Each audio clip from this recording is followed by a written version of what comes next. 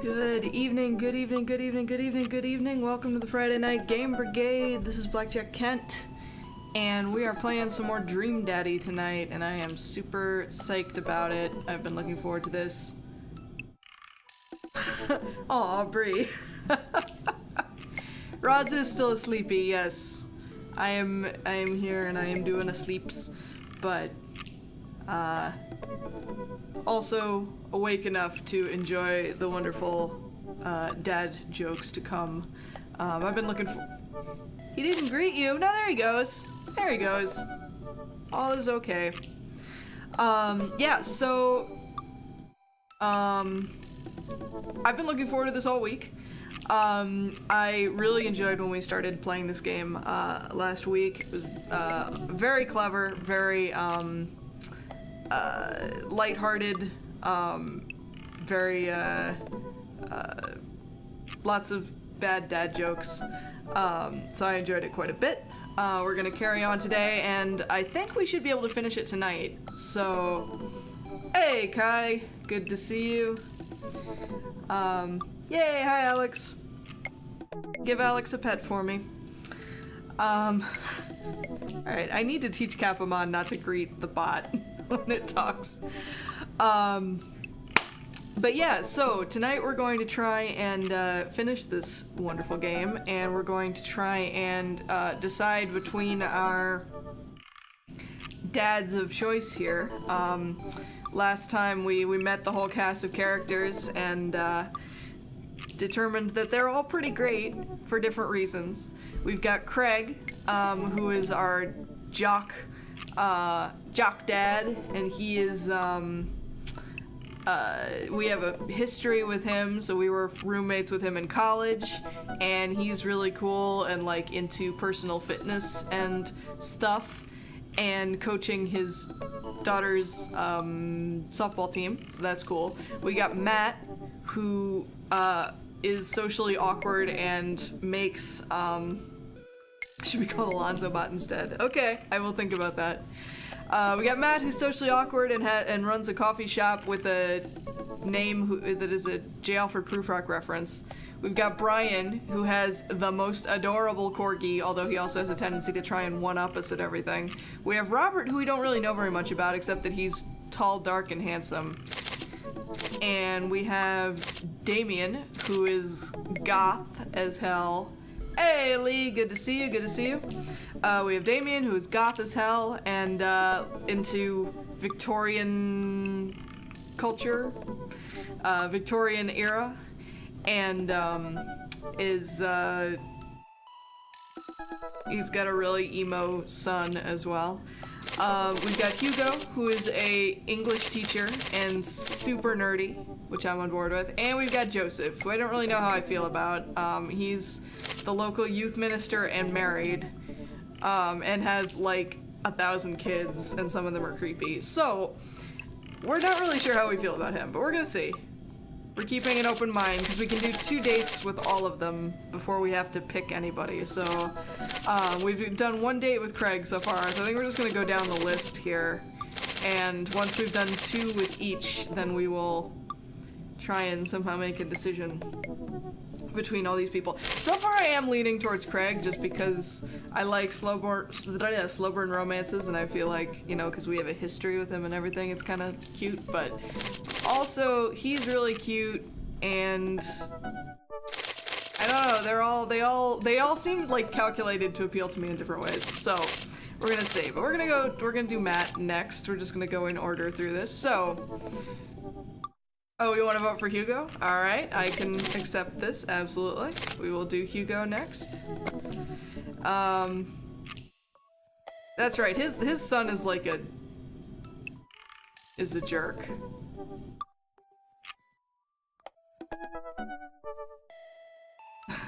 So I pre-voted first, but we will do Matt next. Yes. Oh, I see. No, you were making a joke. Gotcha. Okay. Right. So I get it now. I get it. Sorry, did not make the leap. Like I said, I slept a little too late on my nap, so I'm a little... Alright. It's rude to ask people about their mysterious hand tattoos. What the hell is that? Alright, I navigate to Hugo's dad book page and type out a message. Sorry. Hi, Hugo. Great seeing you at the barbecue. Want to hang out sometime? I wait for a few minutes before the computer dings. A joke! Ha ha! I love it. First dad joke of the evening goes to Kai.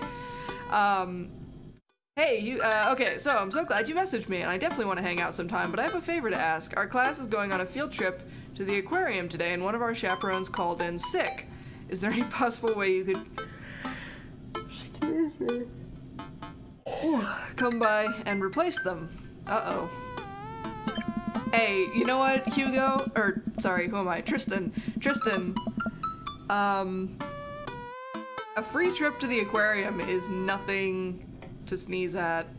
Although, yes, he does make a good point here. I think about it for a moment. Man, that's a lot of screaming kids that I'd be accountable for. And they're in middle school, arguably the worst age to be. Amanda silently trudges into the kitchen and pours herself a bowl of cereal. Morning, Amanda. Morning, Pops. Hey, how was middle school for you? Dad. Bad, but nobody likes middle school. It's 3 years of bad acne, crying, and being generally terrible. Truth. Although actually I had a pretty good middle school experience, all things considered, but my mom describes it as, yeah, this is true, Ray, this is true. My mom describes it as that I was on my own little world for most of elementary and middle school, and like, it was a very nice world, but it had nothing to do with what was actually going on around me at the time. So I think, from what I understand, my middle school was actually pretty sketch, but I didn't really notice at the time. I had a show that I was in for a couple of years with them that was pretty great, so I just focused on that and just kind of ignored everything else, evidently. Dad. Anyway, everyone sucks, no self-awareness, it's just a bunch of hormonal teenagers locked in a gross old building for 40+ hours a week, doing long division and starting fights over, I don't know, pizza day, top 40s pop. Middle schoolers should be avoided at all costs. What was your middle school experience like?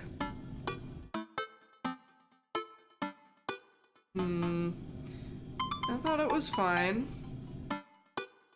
Tristan, too, was on his own little planet, evidently. There was nothing really out of the ordinary for me. I had friends who... Oh, no, they all wronged me in some way, shape, or form. They were terrible to me. And wait, I was terrible to them, too. It's all rushing back to me. Middle school was awful. I had repressed it for so long. Hey. Dad, did we just have a breakthrough? I think we did. See? Middle schoolers are reprehensible. Wait. Why are you asking me about middle school?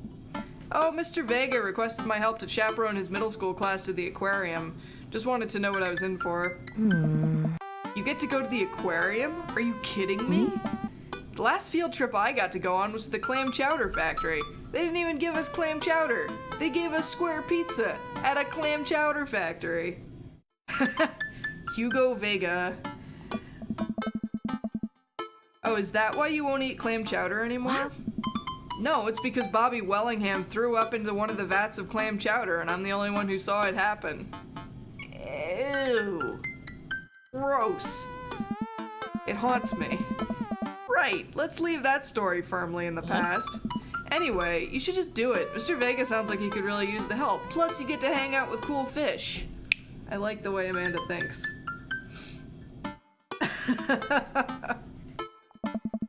Amanda, I get kind of weird about aquariums. The ocean makes me nervous. Tristan, how am I supposed to get into character here if you don't like aquariums?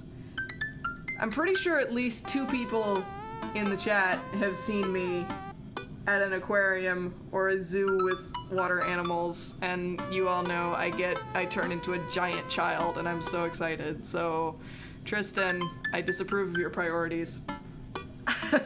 Sorry, Lee. What, are you worried that a whale is gonna pop out of the touch tank and swallow you whole? Don't you put fear in my heart. Well, do they have penguins there? Joe, did we not go to the zoo when you were here? Holy crap. When you next come to visit, we need to go to the zoo so you can see me turn into a giant squeeing lump of... Ah! I love animals so much, you guys. I really do. I have a problem. Yes, they have penguins there. Oh, you're right, it was. Okay, that makes sense.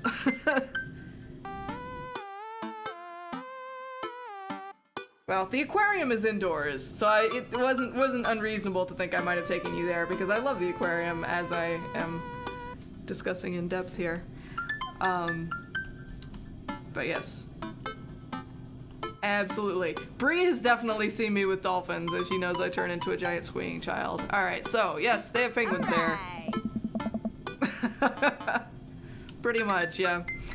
Then it's settled. Penguins outweigh fear of ocean. See? Amanda knows what's up. I sit back down at the computer and let Hugo know that I'm available. He tells me to meet him at the aquarium, go to the zoo and do an IRL stream. Okay. Maybe. Aw, thank you, Bree. I grab my keys and kiss Amanda on the forehead before I head out. I arrive at the aquarium to find that the school buses have beaten me there. Preteens huddle around their teachers in small groups, yelling at each other and goofing off. Every teacher looks like they're at their wits' end. Hugo jogs up to me looking frazzled. I'm so glad you're here. Hugo! It's been a debacle all morning. We're shorthanded and most of the kids won't stop screaming, as I'm sure you know is the case with all middle schoolers. I lived through Amanda at 12. I'm all too familiar. Great, well, it's you and me chaperoning a group of 10 kids. They're over here. Hugo walks me over to a gaggle of preteens who are all sitting on the ground playing with their phones. They're not kicking each other like some of the other groups, so we're off to a good start. Can you guys put your phones away? All of the kids look up for a moment to stare at Hugo. They then go back to texting. At least they're quiet. Too quiet. These guys are up to something, I can feel it. There's no way. They're too busy thinking about not getting food stuck in their braces to pull any stunts. It's middle school after all. We'll see. Yay, aquarium! The classes start filing into the aquarium and Hugo hands out massive stapled... Oh no, Hugo, come on. Hands out massive stapled packets of paper to each kid. These are due at the end of the field trip. Yes, this will be for a grade. No, you can't borrow a pencil. The kids collectively groan and grab the sheets from Hugo. What's in the packet? Honestly, it's just busy work so the teachers can have a moment's reprieve. I think one of the questions asked them to sit quietly for 10 minutes to think about the Great Barrier Reef. Teacher hacks, I like that. Wait, I thought you were an English teacher. What does the aquarium have to do with books? Oh. We just did a unit on the old man in the sea. Nothing quite like introducing kids to the futile perseverance of the human spirit by making them pet stingrays. I hated that book, actually. Although I was much younger at the time, so maybe I should try to read it again. It gives us time to check out some of the exhibits as well. Come on, they have a phenomenal selection of tropical fish. While the kids sit on the floor and pretend to do their assignments while they text, Hugo and I wander over to a large tank filled with brightly colored fish. Hugo points to a brown and white fish with long spines. Lionfish? Oh. Hey! That right there is a lionfish. Did you know that their stomachs can expand up to 30 times in size? That, I admit, I did not know. Hugo? Whoa! Hey! Their spines are venomous, too. Oh! Nature is hardcore. You think that's bad? Take a look at this one over here. Hugo points to a spiny, grumpy-looking fish hanging out near the bottom of the tank. Pufferfish. Oh, no. That's a stonefish. There were a lot of things that we read that I loved. I was not super impressed by the old man in the sea, though. But again, I should try it again, because I was much younger at the time. That's a stonefish, the most venomous fish in the world. Yeah, same. And they just, like, keep it here? Oh, they're relatively harmless so long as you don't step on them.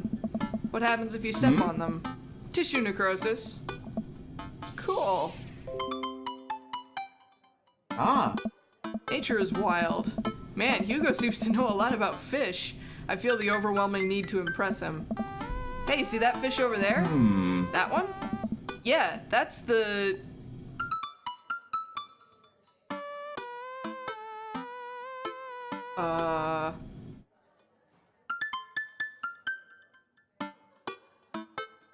I've seen,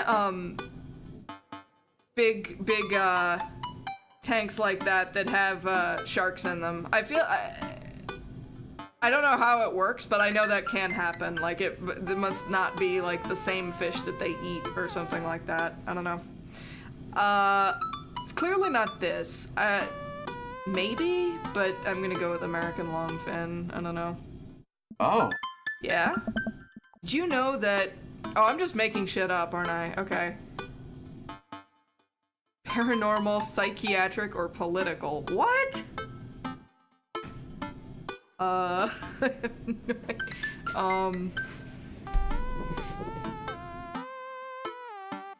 Paranormal fish trivia. This fish sleeps upside down, but contrary to popular belief, is not an actual vampire. That's the vampire fish. Wait, are you serious? Absolutely not. I'm playing it for the gag here. Yes. Ha! Good one. He liked me.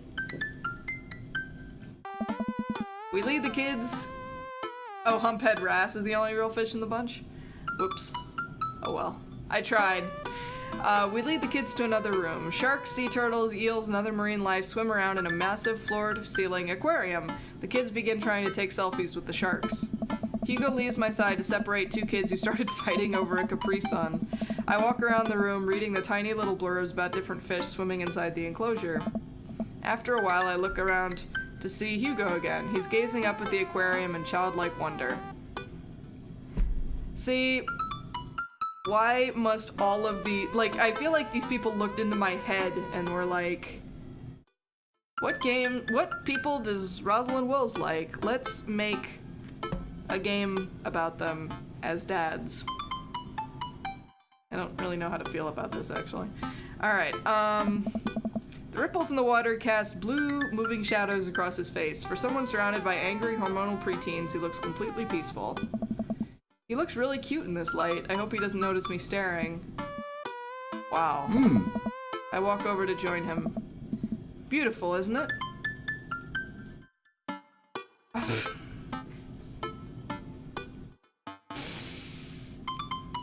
None of these really seem like the right thing to say right now.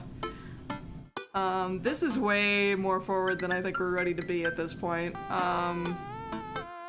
This is ridiculous. This is pretentious. I don't know what to do. Oh god, okay.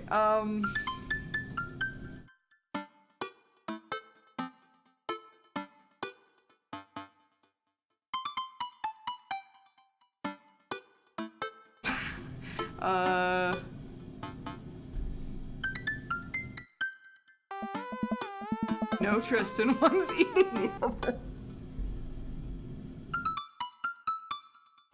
What the fuck?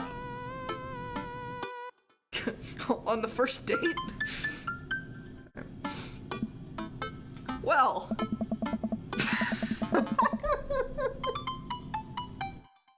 My life.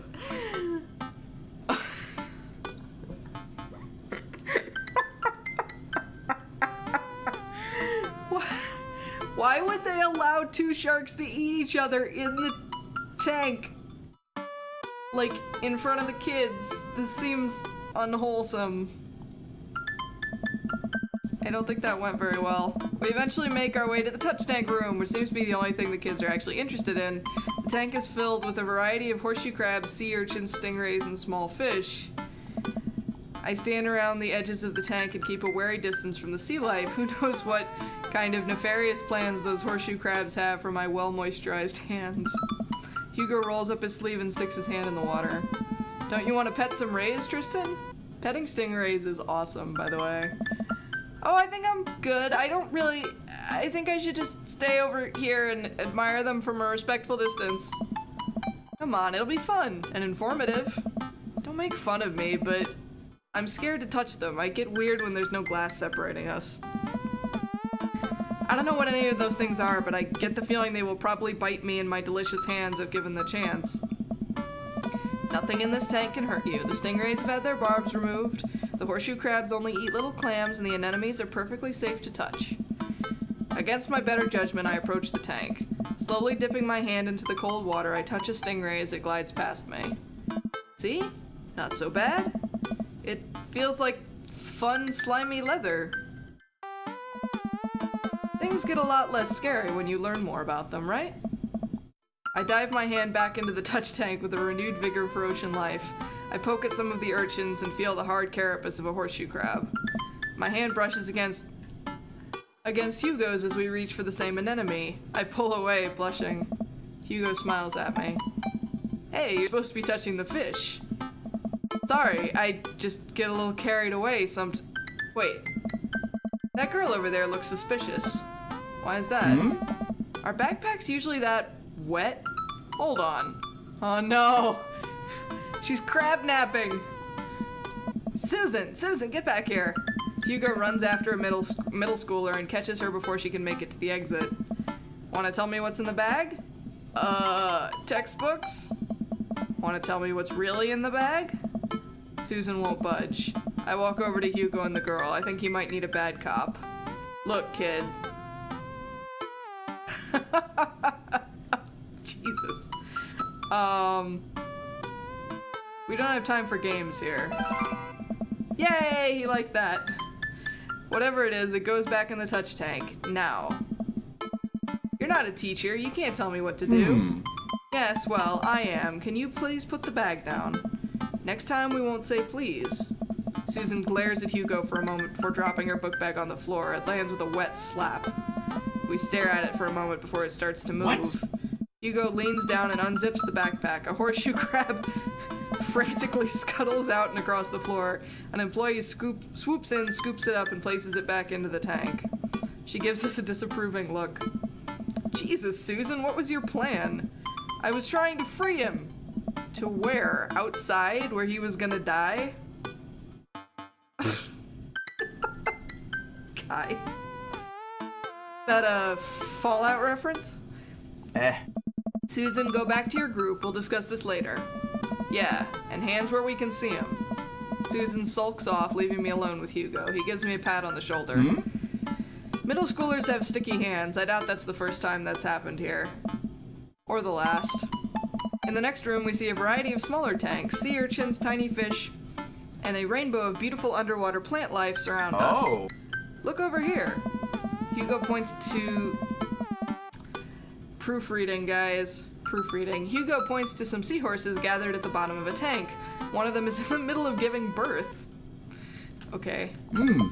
I feel like this aquarium does not, like, take pains to keep an eye on what's happening in its tanks at all. That's actually the male seahorse. Sort of takes fatherhood to a new level, doesn't it? Hey kids, come check this out. There's a male seahorse giving birth. A low murmur from the students. They just jump back on their phones. This seems a little unfair. Like, yes, middle schoolers are dicks sometimes, but they wouldn't, like, to a man not be interested in what's going on here. Fun fact, male seahorses can even give birth and then get pregnant in the same day. Man, we thought we had it hard.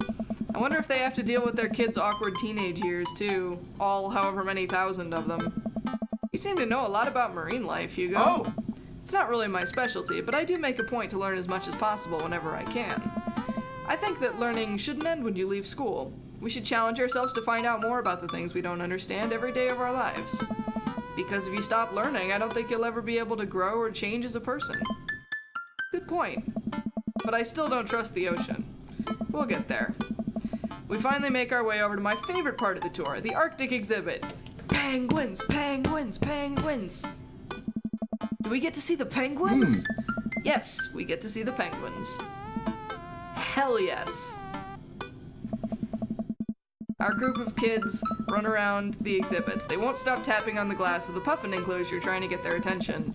For at least a few moments, teachers, chaperones, and students alike seem to be having a great time. What was I so worried about? This isn't too bad. Hugo suddenly grabs my arm. Oh my god. There's a student in the penguin enclosure. Wait, just kidding, it's very bad. Is it? one of ours? It most certainly is. Molly Henderson. Joe. It most certainly is. Molly Henderson, Susan's friend. I look over to the penguins and see a determined... Okay, so this middle school has two types of people, evidently. It has, like, phone robots and delinquents. Okay. I look over to the penguins and see a determined looking kid crouching behind a rock. She's hiding just out of sight of one of the employees. Over on the side of the... Excuse me, sorry. Over on the side of the enclosure, I see the door to the exhibit ajar. Was it unlocked this whole time? We gotta stop her before the staff sees and bans our school for life. Hugo looks around. I'll create a distraction. Hugo runs toward the Puffet exhibit and addresses the entire room. Everybody, I have an announcement. The whole room turns toward Hugo. Here's a few facts I bet you didn't know about penguins. Everybody just stares at Hugo, confused. Well, this is my shot. I run into the enclosure and am greeted by a cold blast of air. Psst! Hey! The girl whips around to look at me. Her nose is pink from the cold. You can't be in here! Neither can you! I try to walk over to the girl. Oh no. I know, right? I try to walk over to the girl, but the ground is so icy that I just end up slipping. I catch myself before I hit the ground, but the girl still laughs at me. Contrary to popular belief, penguins are birds. Birds are traditionally known to fly, but penguins cannot. So I can understand some confusion when we're discussing the birdness of penguins. The crowd is still somehow enraptured. Kid, what are you even doing? I'm letting the penguins go. They deserve freedom. Why is everyone at this school, like, interested in an aquarium animal uprising? Where are they even going to go? They're gonna live in my closet.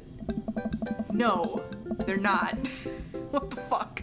Look, I don't even have time to argue about this. We gotta get out of here. Not until I save a penguin. Little known fact is that penguins only live in cold climates. Yeah, that's fair.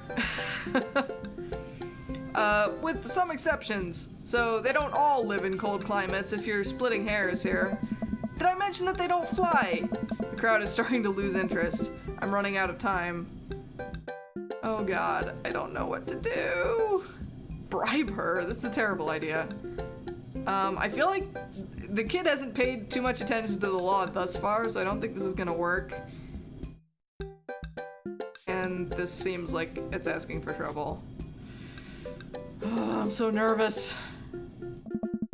I think back to the time I released all the feeder mice from the pet store. Yes, Kai, please don't do this. It was a disaster. I was 6, but it was a disaster. Molly, you know, life can be cruel. Money. Give me...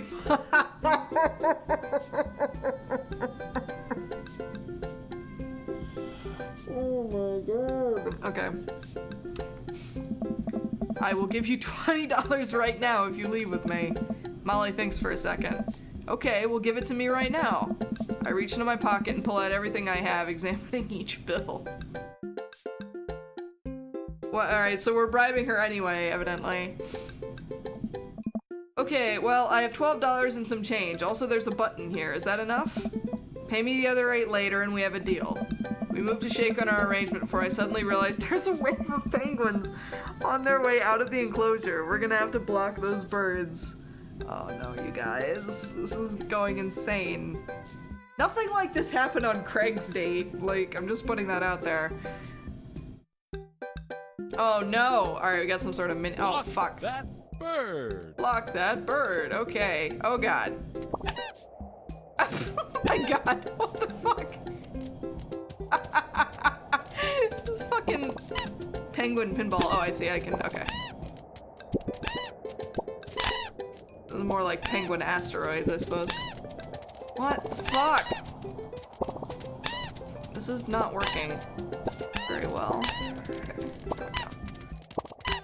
They're just forming a giant penguin pile. Like, I can't do anything about this. What the ever-loving shit? How am I supposed to win this? Ah! Okay, no, it's okay. Everything's okay. Mostly. Go away! Drive that team. Oh my god, there they go. Oh no! What the fuck is happening? Yay! Oh no, okay. Penguin escaped, yeah, but I didn't have a hand to hit it anymore. 7 penguins escaped. Spam that button, yes. S rank! Bribery works! I didn't even want to bribe her, but I guess that's what's happening here. Alright. Phew, glad that's over. Just in time, too. Looks like Hugo is wrapping up his diversionary penguin speech. This game is fucking ridiculous. I love it.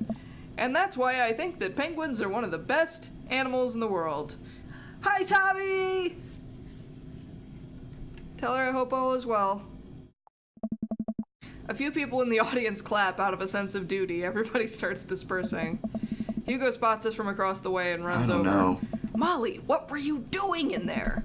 I was liberating animals, Mr. Vega. You realize that the penguins can only survive in Arctic temperatures, right? You would have had a dead penguin on your hands. That is fair. That is fair. Tell them I say hi. Well, it was the thought that counts. No, Molly, it wasn't. Molly turns to me. You owe me $8. Sweet Manchego. What? Just, I'll pay you later, kid. Molly runs off towards Susan, I suppose, so they can compare animal thief notes. You're not off the hook, Molly. Tristan, did you just bribe a child?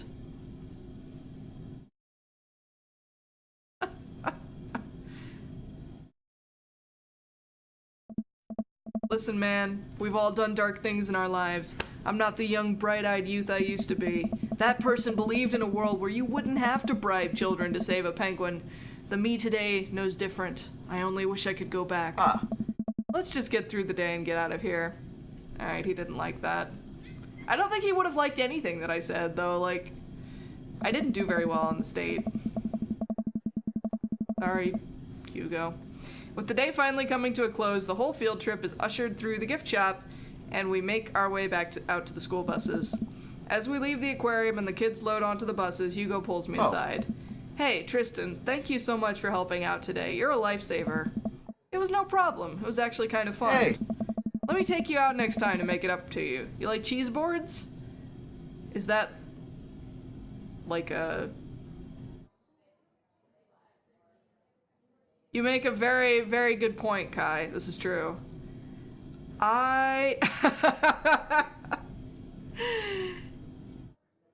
Boy, I think Tristan really likes cheese.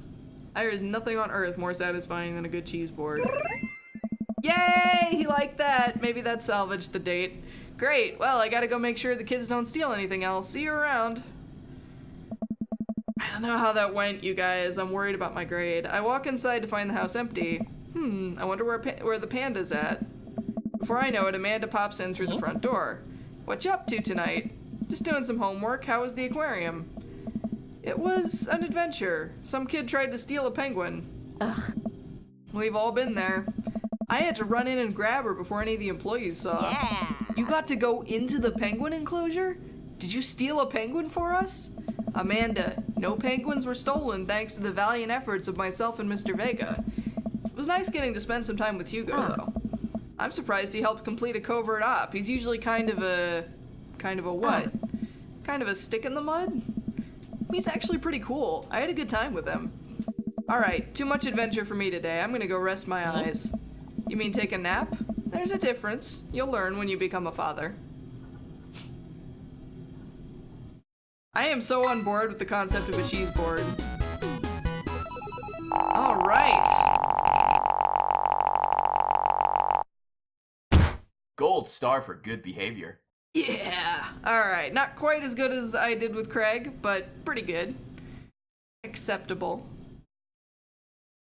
Fuck is Colin? Angry about weather. I don't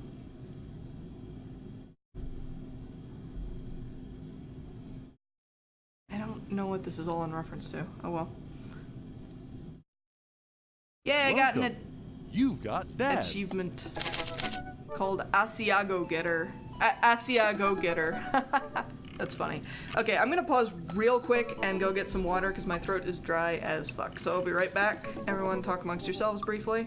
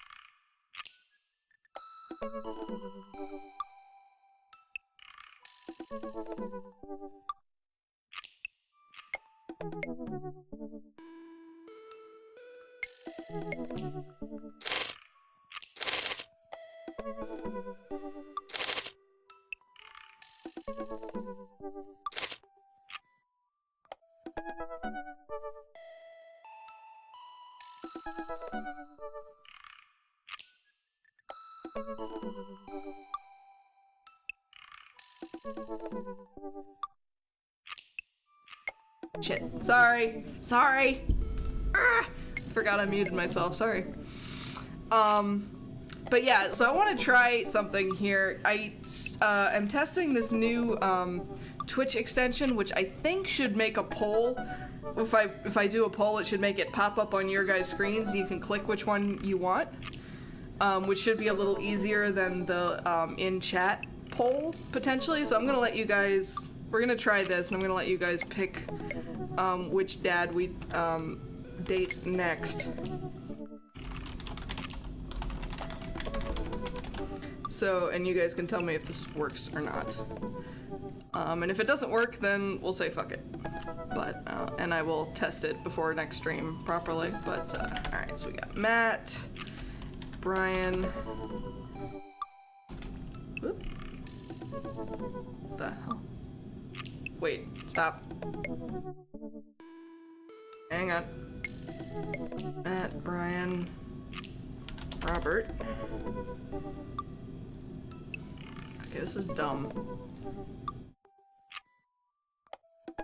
Okay, never mind. This thing is, like, not quite working the way it's supposed to, I don't think.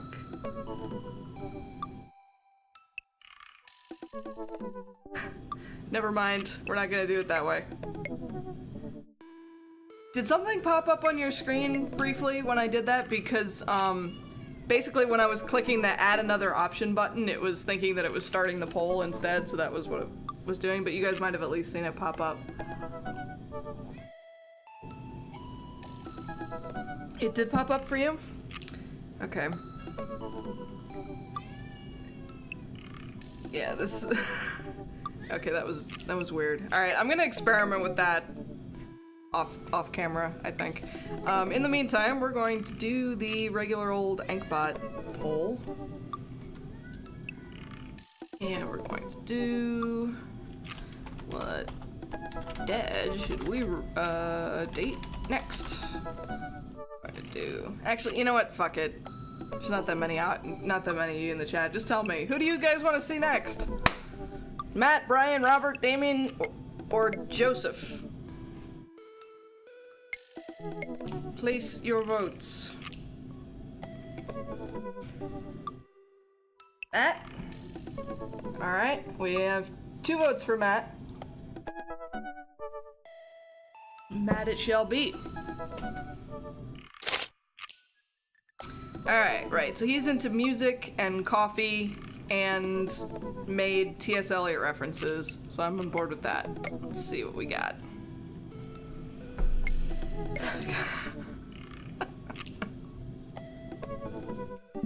Alright, I navigate to Matt's dad book page and type out a message.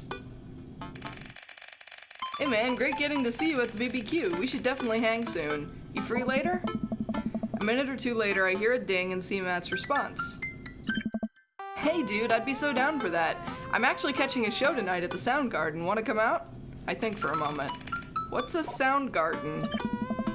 Oh man, I haven't been to oh, it's a concert venue, but also a band that a lot of people listened to back when it was cool to have soul patches. Oh man, I haven't been to a real concert since Amanda was born. Am I ready for this? While I'm thinking, another message pops up on the screen. Pup is playing tonight. Pupper! Cool little indie pop punk rock band out of Canada. Should be a fun one. I didn't know you were allowed to string that many words together to describe a band. Whatever, let's get out of our comfort zone. There was another message there and I didn't get to see what it said. I log off of Dadbook and think for a second. Wait, when was the last time I went to a concert? I mentally backtrack decades through memories of denim jean jackets and moral panic over teenagers turning to the occult. Oh god, I had a mullet back then. Oh god, I thought it was cool. Oh god, other people thought it was cool. I finally remember the strange 80s prog rock I used to listen to and mentally envision all of the airbrushed vans in the parking lot. Man, how did anyone survive the 80s? Okay, so I haven't been to a concert in a long time. What do you even do at concerts now? I spend most of the day pacing around the house and thinking about my relationship with coolness. I mean, I always thought I was cool, at least relative to a bunch of other dads my age. Dad, what are you doing? I look over and see Amanda at the door, just getting home from school. That was weird. I think I skipped past a dialogue line there. Anyway, what's up? Amanda, how do I be cool? Let me put on a pot of coffee first. This is gonna be a long night. No, seriously. Matt invited me to a concert, and I don't think I've been to one since you were born. Aww. Yeah, you have. You took me to one once when I was 12, remember? I'm suddenly overwhelmed by the memory of a sea of screaming preteens. Oh god, I tried so hard to forget. The one where I had to camp out with you in line so you could get a good spot and then you cried and screamed the whole time? Dad, it was so much more than that, and I'm not even ashamed to say it. Oh, you're not ashamed. You seemed pretty ashamed when I found all those drawings you made of those dancing boys kissing in your Trapper Keeper. Yeah, well, you didn't even find the good stuff. I love Amanda so much.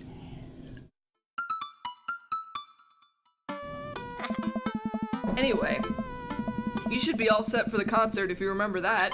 Just bring a big glittery sign and cry a lot and you'll fit right in. Well, it's at a smaller place, and I think Matt mentioned that they're a punk band? Like DIY gutter punk, thrash, straight edge? Come on, Dad, give me something to work with here. Are they post-punk, proto-punk, C-punk, Jeremy punk? What's Jeremy punk? I made that one up to see if I could get away with it. They're not positive hardcore, are they? He said that they're Canadian. Punk? Oh, yeah, you'll be fine. Does the idea of Canadian punk seem contradictory to you? Okay. I don't see friendship and politeness as core tenets of the punk scene.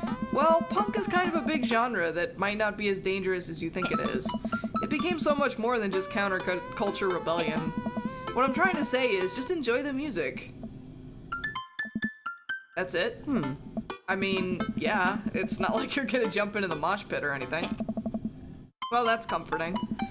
And if a strange dude in the Set Your Goals hoodie offers to buy you merch, don't accept it and definitely don't go on 3 awful dates with him afterward where he takes you to a nice restaurant and then forgets his wallet literally 3 times in a row.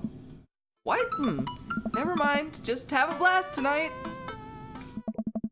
I love her. I want to be her.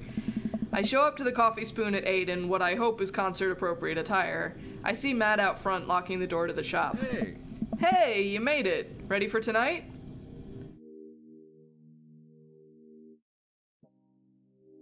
Ready? I was born ready.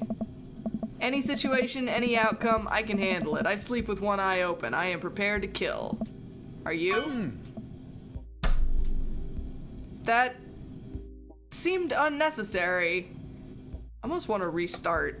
Like, that was not at all what I was trying to say.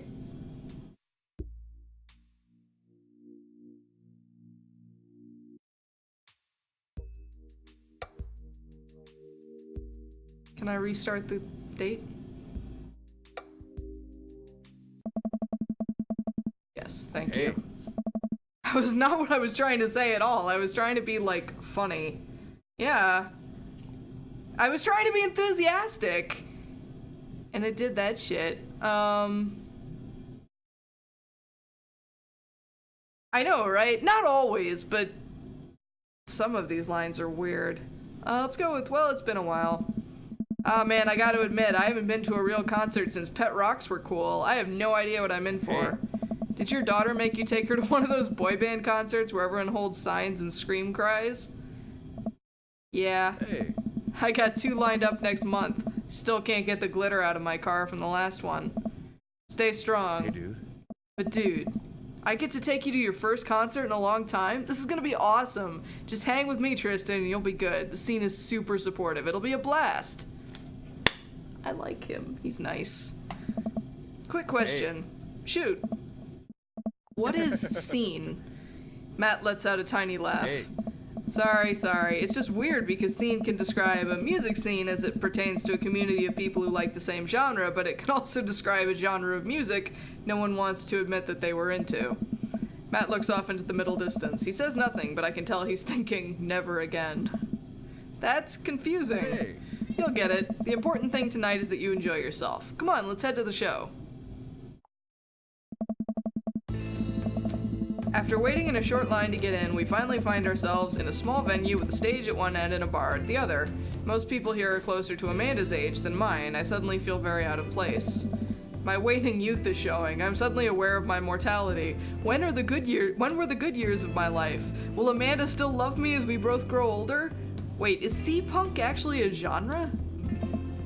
Matt, you made it! A younger kid runs up and high-fives Matt. The kid runs off and Matt turns to me, shuddering. I get nervous when people surprise high-five me. Me too. I'm like a small animal. Loud noises and large groups of people frighten me. I relate to Matt on a spiritual level. Do you also enjoy curling up in a patch of sunlight to take a nap? That's my favorite thing to do. A couple other people notice that Matt's in the crowd and yell hey as well.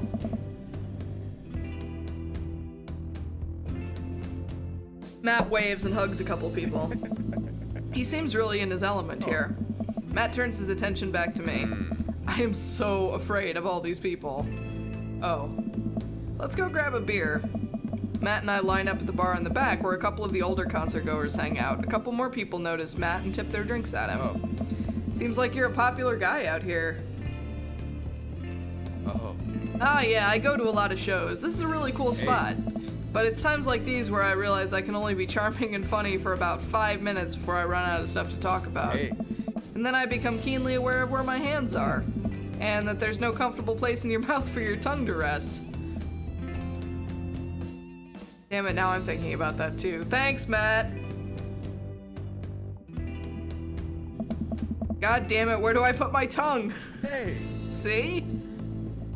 Well, I've known you for more than 5 minutes and I still think you're charming and funny. Just you wait. We grab our drinks. This scene seems really friendly. I don't know why people wouldn't want to admit that they listen to it. Ha! Let's check out the merch. Oh my. Okay. That is a look, sir. Like, I respect the hell out of all of this. Matt and I walk over to a small booth in a corner of the room where a crusty-looking teenager guards a selection of shirts and records. He singles me out from across the room and hops up on his chair. Step on up, get your merch here. I got t-shirts, I got tank tops, I got all the gifts and accoutrements a discerning concert goer of considerable taste might want. You! I gesture to myself, my face flushing red. Yes, you look like a fellow who knows their music. How's about a fine 12-inch long-playing vinyl record made and distributed by Pup? I don't know why he has a New York accent, but he just does. Canada's premier punk rock outfit. I don't know how to answer any of this.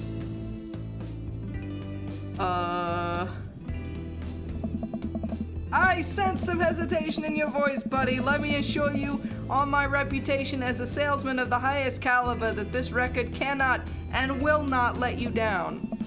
Okay, Pablo, you can give it a rest. The teen hops off of his chair and takes a seat. Your friend looked lost, so I figured I'd give him the old razzle-dazzle. How the hell are you, Matt? Hey! Day by day, my man. They do that thing where they high-five but also turn it into a hug. Oh. Your mom doing better? She's still single. If you want to be my dad, I could make that connect. And have to deal with you every single day? Fair enough. Who's your bud? Oh. That's Tristan. Thought I'd bring out a concert pal. Pablo leans close to Matt. Is Tristan cool? Matt eyes me. I eye him back. He cracks a smile. Yeah. Pablo brings me in for a bro hug. My dude! I'm not sure what to say, but give the courtesy 2 pats on the back as is customary in our society for people you don't know super well but still want to be friendly to. Pablo's a total card. Kid plays the hell out of a bass. Yeah, man, when are we starting our Witch House band? Hey! You know I'm out of the game. The shame, you know, Vacant Veil would have slayed. It'll slay once you start actually making music instead of just printing a bunch of band shirts. And we got the sickest logo. While Matt and Pablo talk, I check out the merch. These shirts are really nice. Looks like the opener's coming on. Let's get a spot up close. Oh. Matt and I walk over to the stage where a crowd begins to form. The band walks on stage and pick up a variety of strange instruments. Is that a harpsichord? The lead singer addresses the crowd. He has a mandolin slung behind his back. Hey, what's up, everybody? We're Jonathan Jones and the Speakeasy Choir. My name's Daniel. Let's start the show. Oh no, these guys. What? Without time to respond, the band starts playing. 1, 2, 3, 4.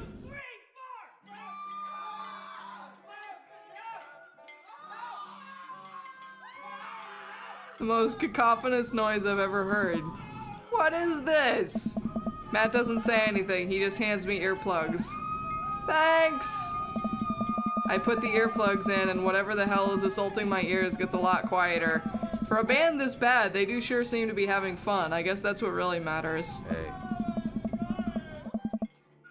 Jeez. Jesus, did that cellist just break his bow in half? I don't get this. The set seems to go on forever. There's no breaks in the songs, and I think one of the band members' jobs is specifically just to burn poetry on stage. I turn to Matt and try to start a conversation. So you go to a lot of concerts out here, huh? What? So you go to a lot of concerts out here, huh? What? So you... Ah, yeah.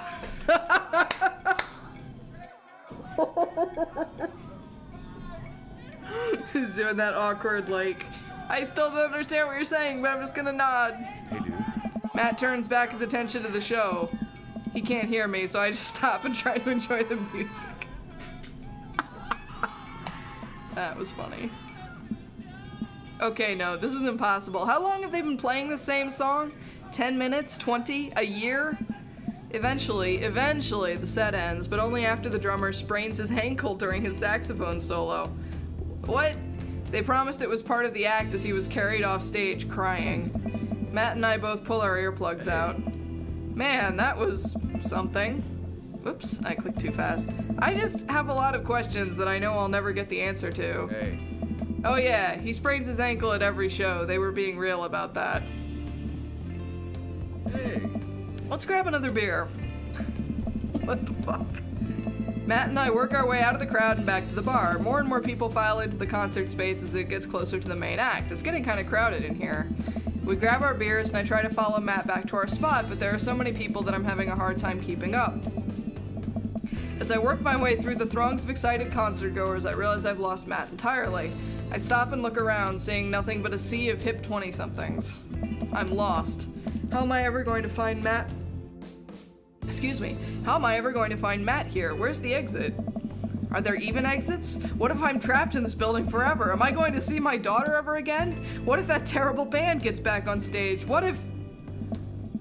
Suddenly a hand reaches out to grab me. It's Matt! Oh. Almost lost you, buddy. Whew, I got really nervous for a second there. You and me both, dude. He takes my hand and leads me back toward the stage. I can feel myself blushing a little. I love that Tristan blushes at, like, everything. We finally settle back into our spot and wait for the band to start. Busy place, huh? Yeah, Pup really brings out a crowd. So you go to concerts a lot? Yeah. Oh yeah, it's one of my absolute favorite things in the world. I think it's one thing to listen to music and connect with it, but when you're in a room full of people connecting with the music just the same way that you are, that's magic. I suddenly have the urge to pee. Curse this tiny dad bladder. I've never heard it put that way. That's really beautiful. Also, I have to pee. Yeah, sounds great. Hurry up, man. Yeah, sounds great. Hurry up, man. They're about to go on. I squeeze my way out of the crowd toward the restroom.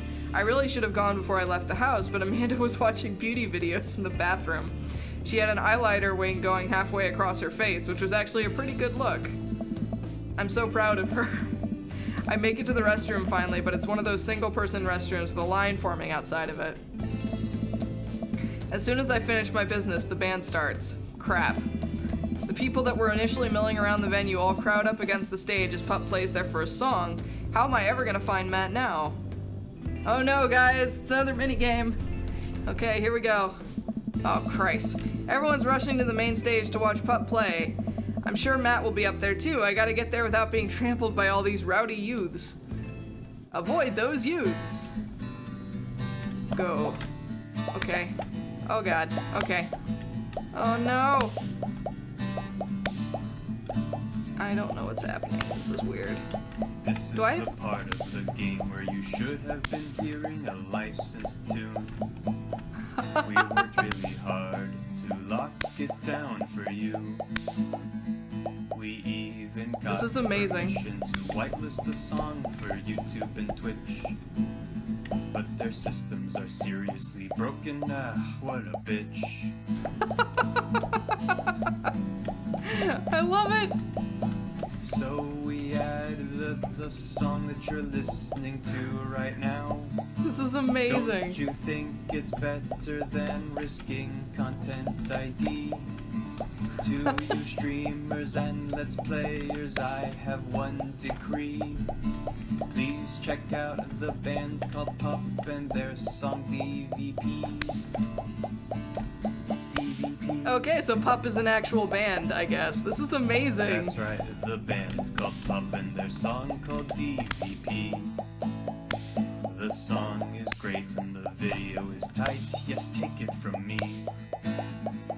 It's like footage of NES and SNES games with the lyrics added into them. It's really cool, but it's kind of hard to explain right now, but you'll get it, I promise. You should really go check it out.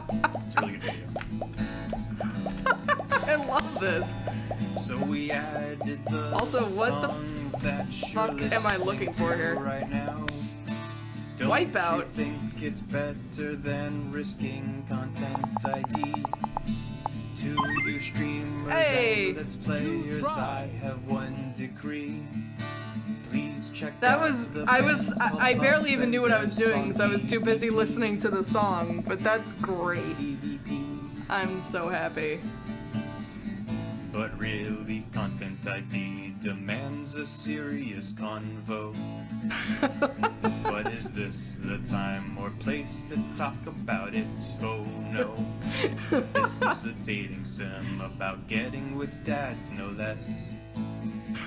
Oh god, how did we get here? What are we doing? What a mess. After searching and I kind of just want to listen to this. So we added the song that you're listening to right now. Don't you think it's better than Alright, never mind. risking After searching and searching, I realized it's impossible. I'll never be able to find Matt in the sea of subculture. I guess I'll just camp out here. I watch Pup set by my lonesome out next to a bunch of hip 20-somethings. I can tell they're judging my clothes, and I want so badly to grab them by the shoulders and explain the usefulness of utility pockets, but I try to focus on the concert. Man, I wish Matt were here. Oh my god, that was great. I love that they do that they like have a specific setting where you can turn the copyrighted music off. I think that's super cool. The show finally ends and I wait for Matt outside. After a minute or two, Matt spots Hey. me. You sure are a sight for sore eyes. Sorry I lost you back there. It's all good. Wasn't it a great show? Totally. Would have been more fun with you, though. Well, next time, I guess we'll just have to hold hands the whole time so we don't lose each other, huh? I laugh. Am I blushing? Hey. You hungry? Starving. Follow me. Matt is into hand-holding. This is cute. Matt and I walk to a tiny little diner with a cute neon sign. We tear into some bacon and eggs in a corner booth. So there I am in the pit trying to explain to the face tattoo guy that I didn't mean to elbow him in the face tattoo, but he's already seeing red. Not from the tattoo, which coincidentally was red. He's lumbering toward me and there's nowhere to go. It's the end for me, right? Then out of nowhere I get this idea. I just lean back and spread my arms, and just like that I'm crowd surfing away from him in slow motion. You should have seen the look on his face. Bought him a beer afterward and we were cool. We still follow each other on social media. He has beautiful kids. Glad you guys worked it out. Yeah, man, just goes to show you the punk's not dead. It just drives a minivan and has to hire a babysitter. So how did you get to see all these amazing concerts? Oh, I used to tour in a band. We were small, but it got us to travel all around the States. Whoa. Yeah, I mean, we were poor and we had to scrape a lot together just to survive, but I wouldn't trade those experiences for anything. But yeah, that's how I knew a bunch of those people at the show. Music like this builds an amazing community, especially in a town like this. Just a lot of positive energy and good vibes. I got that feeling. Plenty of friendly people, especially that Pablo kid. Oh man, everybody loves Pablo. His mom's been raising him on her own, and you can tell that it's been tough on both of them. I know he looks up to me, so I try to help him out whenever I can. That's really nice of you. Hey. Thanks. Us single parents just really have to look out for each other. How's Carmencita? She says she wants to learn the drums. Oh boy. It'll be loud and I'll need to take a lot of aspirin, but I'll manage. Can't really blame her. I'm suddenly very grateful that all of my daughter's hobbies are super quiet. Photography, collaging, whatever it is that she does on the internet. Thanks, Amanda. I'm trying to be supportive of Carmencita's rebellious phase, but I guess that kind of defeats the purpose of it, doesn't it? I think it would be a good daddy-daughter activity to find something to rebel against together. Like what? Consumerism. I don't know. I don't know which of these he's gonna like. Why do we gotta get up early the day after Thanksgiving and line up to buy things? Why can't we, like, share things? Comrade, you're speaking of dangerous things here. He and I laugh. Alright, well, I gotta laugh anyway. We keep digging into our big plates of greasy diner food. The breakfast I ordered for dinner is absolutely hitting the spot. Man, being a single dad is rough sometimes. It's a lonely feeling. I understand that all too well. I mean, at least we have the rest of the dads to talk to. Yeah, I don't know. I get really nervous sometimes talking to people. Poor Matt. Matt gets nervous talking to people, but he's so cool. Me too. I've never really considered myself an extrovert and never really considered myself an introvert. I'm just uncomfortable in every situation, always. I relate to this guy so hard, man. You're fine. You're actually really easy to talk to, you know that? I smile. Matt and I spend the rest of the night trading daughter stories. Turns out our kids are a lot alike. We finish up our late night dinners and head out. We walk back to the cul-de-sac, back to our respective houses. Tonight was a blast, man. He's just a trovert. Exactly. Tonight was a blast, man. Loved it. Although I'm probably gonna feel it in my knees in the morning. Ha! You and me both. I, don't usually like going to these things alone. It was really cool to have you there with me. I'm glad. Alright, I'm calling it quits for the night. Stay cool, man. He called me cool. Matt called me cool! I'm not sure I did very well on that date. I don't think I had any, like, positive heart experiences. I'm not sure, though. I walk into the house with my heart in my throat. Amanda pops her head out from her room. Hey, Pops, how was the show? Matt thinks I'm cool! You don't say. Manda Panda, Matt thinks I'm cool! Blind leading the blind, huh? Wow, I just got dunked on by own child. Unbelievable. Alright, I'm hitting the hay, Pops. I'll see you in the pit. Night, kiddo. I don't know how I did. I'm so nervous.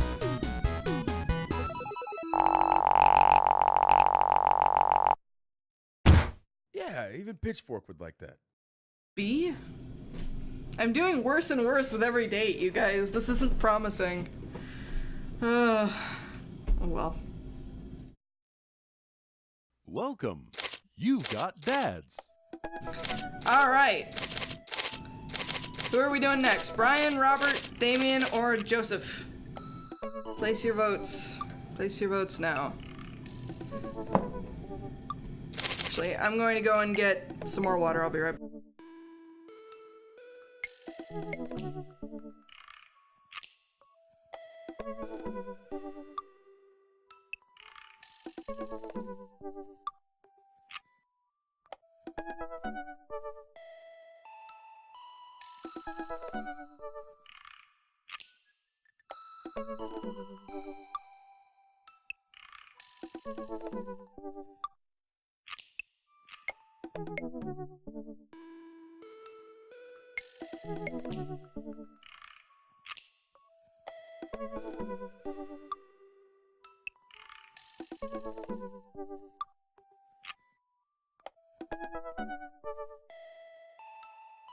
Okay, I've had a vote for Brian, a vote for Damien. I need a tiebreaker, someone in the chat. Alonzo he's been somewhat quiet tonight, but he'll get loud soon enough, I'm sure. Come here, buddy. Come on. Your fan club is waiting for you. Dad points versus daddy points? I didn't even notice that that was a thing. Alonzo, come here, bud.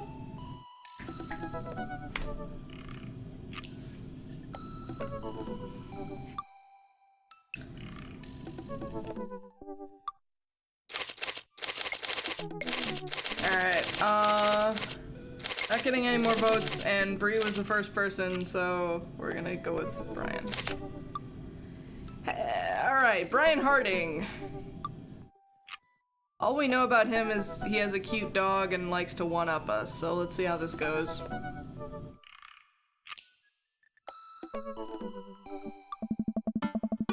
Man, I don't know how I feel about hanging out with Brian more, but it seems like Daisy and Amanda got along really well. Maybe I should just bite the bullet and hang out with Brian more for the sake of the kids. I crack my knuckles and start typing. Hey, Brian, great grabbing burgers with you at the cookout yesterday. We should get the... Wait, yesterday? We've already been on 2 dates. Time does not work the same way in the city. We should get the kids together and hang out soon. I wait for a couple minutes until a ding comes from my computer and a message pops up on screen. It's Brian. Let's see what he has to say. Hey, man. Always love a good burg with a buddy. We should definitely hang out. What do you think about mini golf? We could bring the girls out and have ourselves a little friendly competition. Rock on, Brian. He signed his name. That's cute. Oh, it doesn't expect you to go on a date with everyone? Whoops. Well, I'm keeping my options open, damn it. Friendly competition. This is perfect. I know Amanda and I will crush... I know Amanda and I will crush Brian in mini golf. I've been taking her to mini golf courses since she was a little kid, and I'm proud to say it. She's almost better at it than I am. There you are, Alonzo. Come here. Come on. Your fan club is waiting. No, come here. No, I'm not turning around to feed you. I'm turning around because I want to pick you up. Come here. Alright, he ran off. But he'll be back. Presumably. Alright, so. Right. I type back. That sounds great, man. Name the time and place, and we'll be there. Hey, Amanda. Hey, would you be up for some midnight mini golf with Brian and Date? Where did I get midnight from? What the fuck? Would you? Although midnight mini golf would be fun. Would you be up for some mini golf with Brian and Daisy? I'm a little out of practice, and I know my backswing leaves something to be desired, but I think I could keep it in the negatives. All right, have a good night, Joe. Thank you for coming. Perfect. Come on, kiddo. Let's do this. You ready for this? Arr, matey, I'm as ready as I'll ever be. Why are you talking like that? Because this mini golf course is pirate themed? I just now realized that we are indeed standing on top of a giant pirate ship in the middle of a putt-putt course. Oh. Alright. Come on, pirate dad, won't you talk like a pirate with me? Arr, ahoy! Scurvy.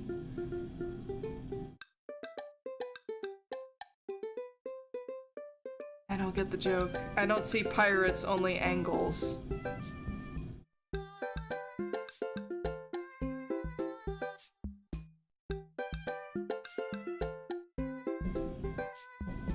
I might need to click on this just in the hope that I get an explanation to this joke, because it's going right over my head.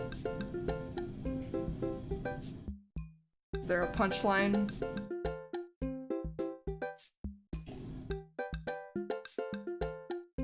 I'm not sure if this is the setup or the punchline, and I'm very confused.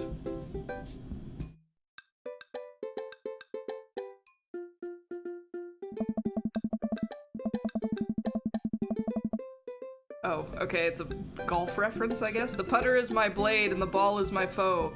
I will slice it with heavenly grace to achieve the victory I know is mine. Come on, Dad, you told me that this was just gonna be some friendly competition. Friendly competition is dad code for actual competition. I need to prepare my mind, body, and soul to defeat Brian on the field of glorious battle. It's just mini golf. Just mini golf? It's so much more than that. I kneel down and place a hand on Amanda's shoulder. I just want you to know that there's no pressure, it's not a big deal, don't worry about it too much, but we have to beat Brian at mini golf. Whatever happened to just having fun? Oh, we will have fun when we beat them. Huh? Amanda gives me a side eye, but before I can side eye her back, I spot Brian and Daisy. Ahoy there, mateys! Ahoy! Brian walks up with Daisy in tow. It looks like they already rented us some golf clubs for our mini golf excursion. Total power move. Why didn't I think of that? Hey! Alright, first mate. I hear there's buried treasure in these waters. You gonna help me plunder it? Oh. Amanda, I don't think this is a real pirate ship. I think it's just to play putt-putt on. Aww. Amanda gives Daisy a look. I mean, aye aye, Captain. Daisy winks at Amanda. Ah, look at those two. They're two peas in a pod. Amanda is adorable, okay? Like, she's great. So, you excited to get some mini golf in? Oh, you know it. Well... You a gambling man? Oh, for God's sake, Brian. You're not gonna fucking shark me at putt-putt.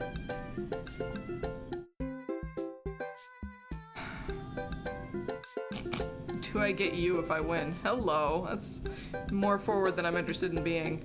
Depends what's on the table. You liked that. What are you willing to part with? How about the loser buys drinks tonight? Alright, but how about we make it a bit more interesting? I'm listening. I'm keeping my options open, Brie. So far all of the dialogue has not suggested that Tristan is particularly interested in this guy anyway, so... But we'll see. I'm listening.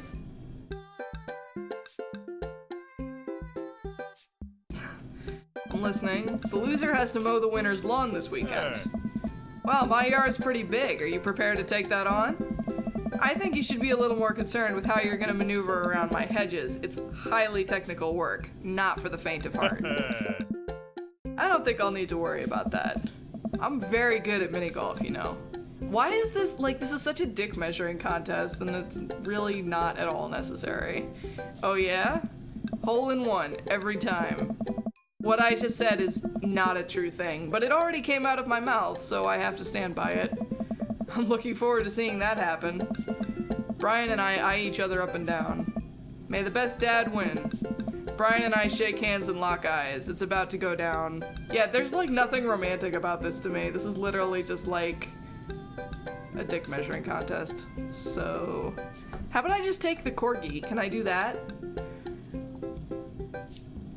Arr, matey. Oh no. Arr. Yo ho ho in a hole full of balls. Oh my god, I'm not prepared for this. No! God. Yo ho ho in a hole full of balls. Holy shit. Alright, well that was awful. Dead men sink no putts. Dead men sink. To the bride. Holy crap. Little... To the bride. Okay, there's gotta be aim assist of some sort on this, because there's no possible way that I could be doing that. Dead men sink no putts. Dead men sink no putts. Into the brine. That was awful. Dead men sink Yeah, these no mini games are putts. great. Into the brine. Boom. S rank! Impressive putting. I'm pretty sure there must have been some sort of AI assist on that, because that was... There's no way I could have done that on my own.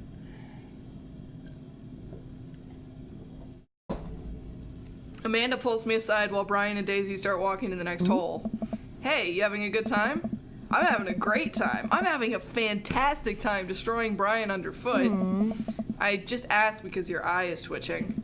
No, it's not. I feel my left eye twitch. Amanda raises her eyebrows.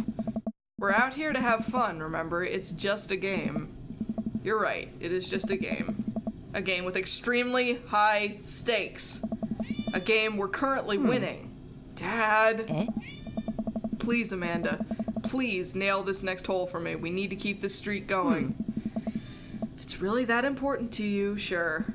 Amanda walks over and tees up for a particularly hard windmill hole. Hi, Alonzo. Come here, bud. Gotcha. Gotcha! Ha! There he is. Say hi, Alonzo. Say hi. Good boy.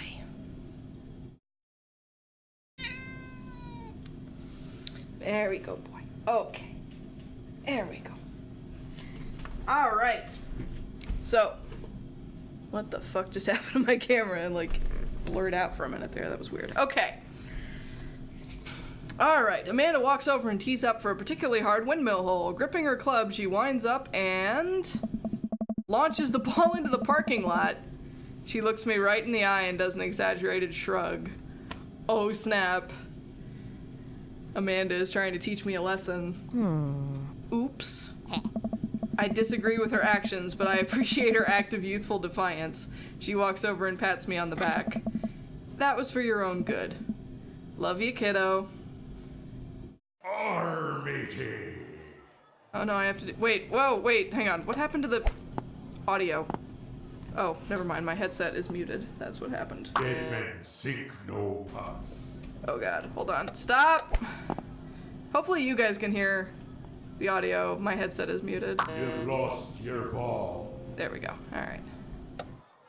Into the brine. There we go. Excellent.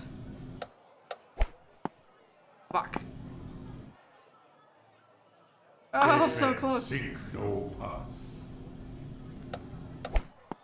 These are getting harder, you guys. Oh no. You've lost your ball. I know. What the fuck? Yay, there we go. In a hole full of ball. Yo, in a hole full of ball. Dead Oh, men no. Sink no putts. What the fuck is this course? This is the most ridiculous. To the brine. Hey. Oh my god. What the fuck?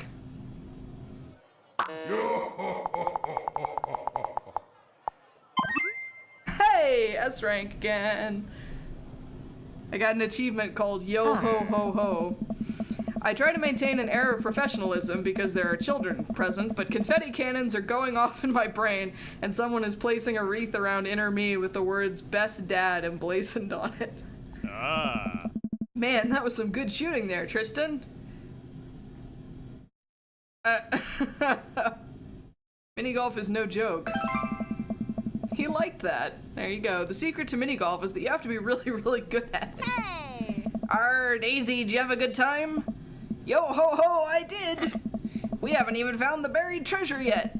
I think we would need to apply for a permit to dig around here.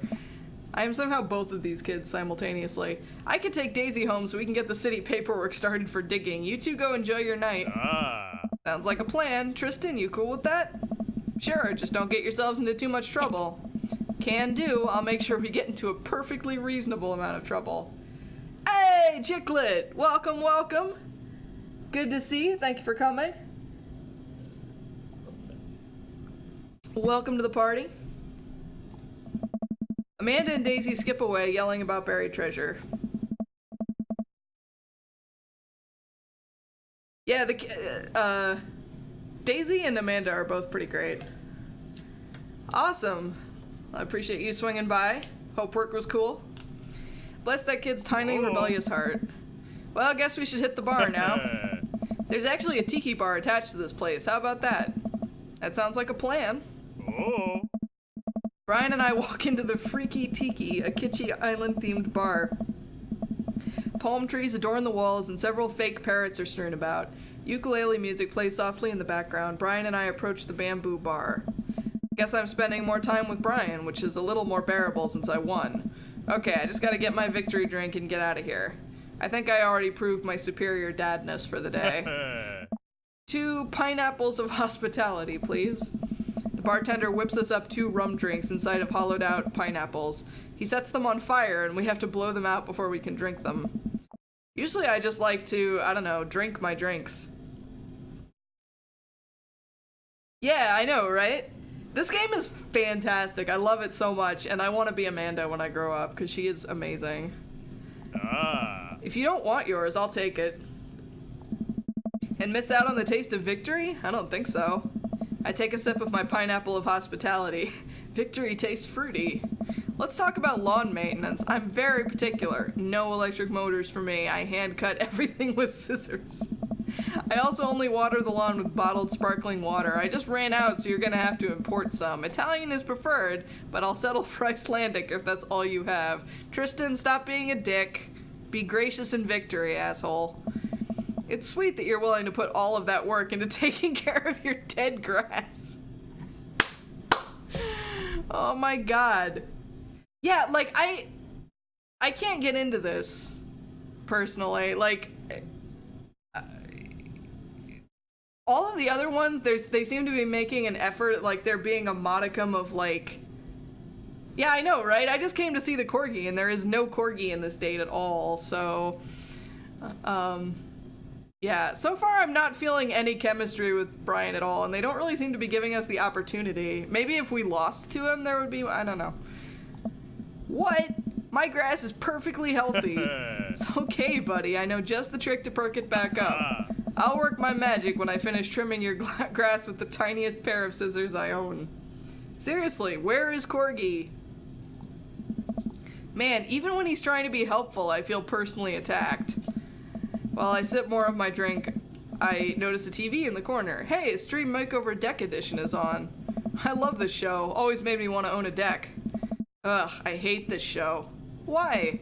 It's so clearly fake. Well, yeah, it's reality TV. Who cares? I care. I'm a general contractor. I work with decks all the time. There's no way they're renovating those decks in a matter of 2 days. It's impossible. That's a 3-week job minimum. So you want them to cover those 3 weeks extensively in every episode? It can't be that interesting to watch a bunch of dudes slave over a deck for that long. Nobody would watch it. I don't like any of those home improvement shows. I want to watch stuff that's real. Like Long Haul Paranormal, Ice Road, Ghost Truckers. I have terrible news for you, Tristan. No. No, not them too. That's the awful truth. Not the ghosts, though. Those are real. Trucks just don't have emergency escape buttons. I've been lied to for so long. We both chuckle and sip on our pineapples. So wait, you're a general contractor? Sure am. I actually helped plan the cul-de-sac we live in. Wow, nice work. Yeah, kinda took after the footsteps of my old man. He was a general contractor too? The best. He practically built half this town with his bare hands. It's weird how you spend your whole life trying to not become your father and then you wake up one day and there you are. But I get to work with my hands and it pays more than enough to take care of my daughter, so it's an absolute dream job, for me at least. Well, that's impressive. Building stuff has always been my weak point as a dad, and I've been okay with that. Until now. Now I must defeat him. I do have that patio furniture that I haven't put together still sitting in the garage.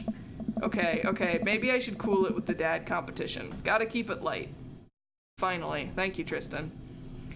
Ask... Stare him down, unblinking. Ask about his daughter. He liked that.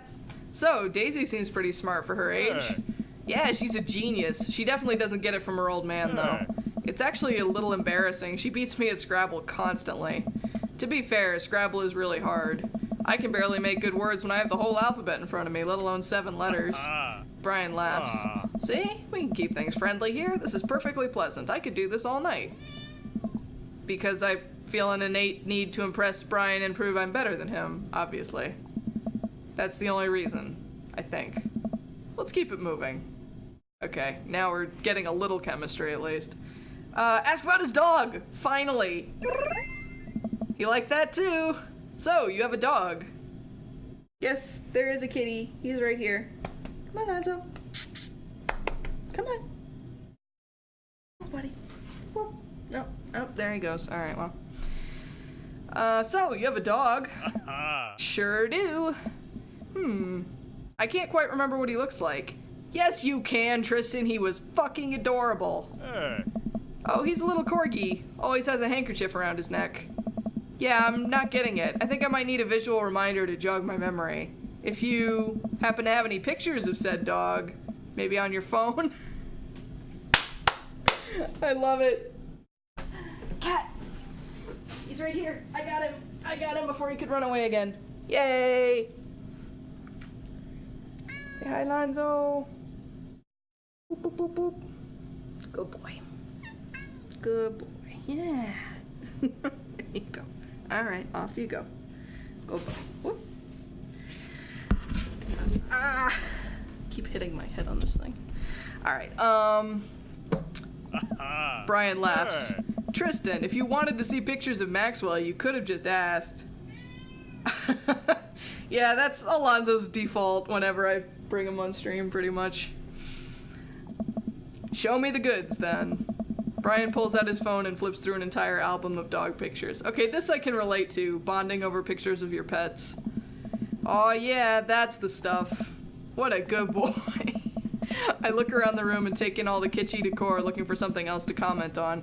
There's a gigantic fish hanging above Brian, and I gesture to it. Cool fish. It's definitely fake. Really?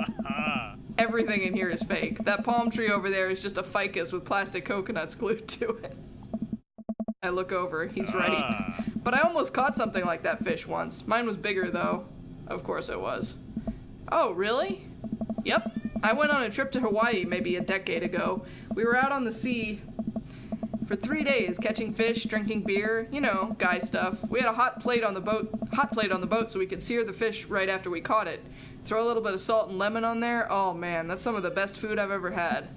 That actually sounds amazing. Well, it was the last day. Everyone had gone to bed already, but I was just out there watching the stars, had my line out too. Then all of a sudden it just starts running. So I jump on the reel before it gets ripped out of the rod rack and start fighting with the damn thing. I'm out there for maybe an hour. Can't call out to my shipmates. It's just man against nature. Finally, I'm starting to tucker the guy out. I get him up to the surface and finally get a sight of it. It's the biggest marlin I've ever seen. Hemingway-esque. I get it. That's the second Old Man in the Sea reference in this game. Like, that's excessive, in my opinion. I get it onto the boat single-handedly. I love shellfish. I'm not as big a fan of fish, personally. You know what happens next? What happens next? The damn thing smacks me in the face with its tail, knocks me out. I wake up the next morning on the deck, the fish gone, never felt dumber. So it got away? I think there's another version of me that would have spent the rest of my life trying to catch that fish Captain Ahab style. I'm sure Daisy would be supportive.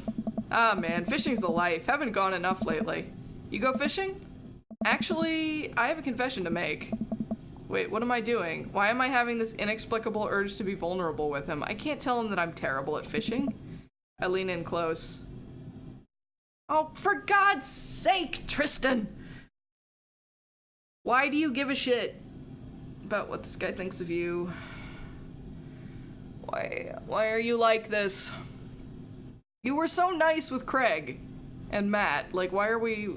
and Hugo, why are we like this? I'm amazing at fishing. I'm simply the best out there. Hey. Okay, since you're such a pro, I'm taking you fishing. You want to go fishing? Hey. Wait, don't answer that. Yes, you do. We're going fishing. Oh, no. Oh, I don't know.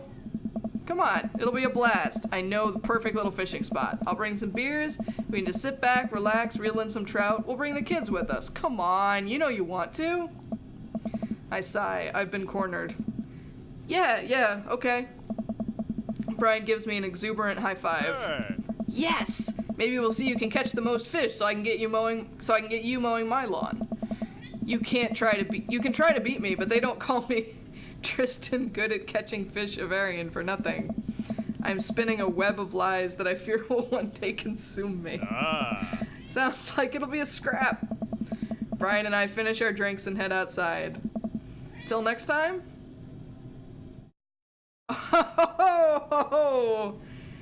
I'm real excited. He liked that too. I feel like I might have done better on this date than most of the others, ironically enough. To catch way more fish than you, Brian.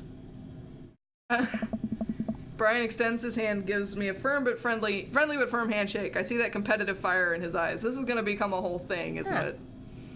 Yeah, because you're making it a whole thing, Tristan. Once Brian takes over babysitting duties, Amanda walks home with me. She immediately plops down on the couch and flips on the TV. So, how was your hang with Brian? He wasn't too spicy about his crushing defeat, was he? Nah, he was pretty gracious about it. Like, frustratingly gracious. Yeah, how dare that guy have some decency? Come on, Dad, he seems like a neat dude. I think so? I don't know, the guy loves a good competition. But then again, apparently so do I. What did you and Daisy end up doing? Oh, we hunted for treasure for a bit, but Daisy was really adamant about not digging without a permit, so we just watched some documentary about theoretical physics. I put her to bed and then sat around eating Brian's food. Don't tell him I said that. That's a standard babysitting protocol, I believe. I really like hanging out with Daisy. She's super mature for her age. Yeah, Brian said she has a hard time relating to other kids. She kind of reminds me of you at her age, although she doesn't bite people as much as you did. I can't believe I'm finally the cool older kid. Feels good. You gonna hang out with Brian again? That's the thing. He wants to go fishing with me. Oh. I told him I was an amazing fisherman. You hate fishing. Yeah, I'm kind of in agreement on that, to be honest. I know, I'm kind of panicking. I'm sure it'll be fine. All you have to do is wake up at the crack of dawn and sit silently in a boat on a lake for hours on end with no promise of a tangible reward, your only companion being the fear and doubt you harbor deep within your heart. Fishing's fun, you'll remind yourself as the world darkens around you and you wonder if it's really you staring back at yourself in the lake's reflection or just the abyss. Yeah, laugh it up, Amanda, you're coming with us. It is my constitutional right to outright refuse this order. Daisy's coming too. Well, I bet I could convince Brian to bring his dog. Fine. Sold. I'm in. Guys, the corgi's gonna be there. Yeah, so far we've done Craig, Hugo, Matt, and now Brian. So far I S-ranked Craig, A-ranked Hugo, B-ranked Matt, and I don't know how I did with Brian. I think I might have S-ranked him, weirdly enough. Alright, I'm bushed. Gonna call it a night. Don't stay up too late, okay? You got it, Pops. So far, I'm leaning towards Craig, but we'll see. Yeah, I did really well with him, actually. Yeah, I don't know what this is about either, and it's worrying me. Dad points for... Oh, I only A-ranked him. Alright. There we go. Welcome. You've got dads. The achievement for the first date with Brian is called Soft Boy. Alright, so what's it gonna be? Robert, Damien, or Joseph? I need a vote.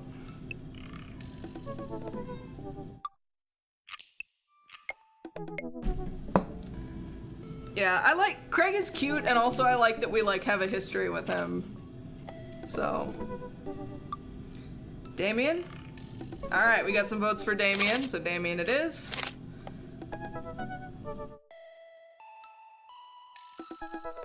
And we will do Robert next.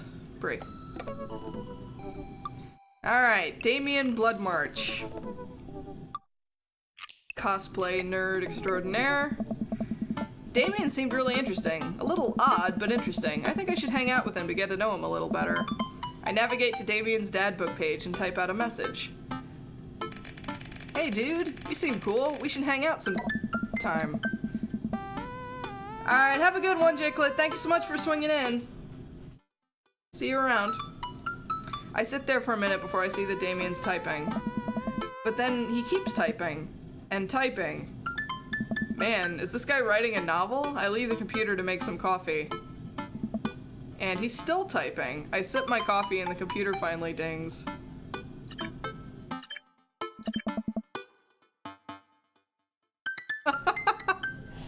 Oh.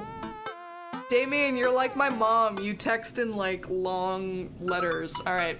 Tristan, I must confess my excitement to be receiving your kind letter, for as you see, I do find myself available to enjoy your company. I must ask for your forgiveness, however, as I believe our first meeting did not paint me in as gentlemanly manner as I would have liked.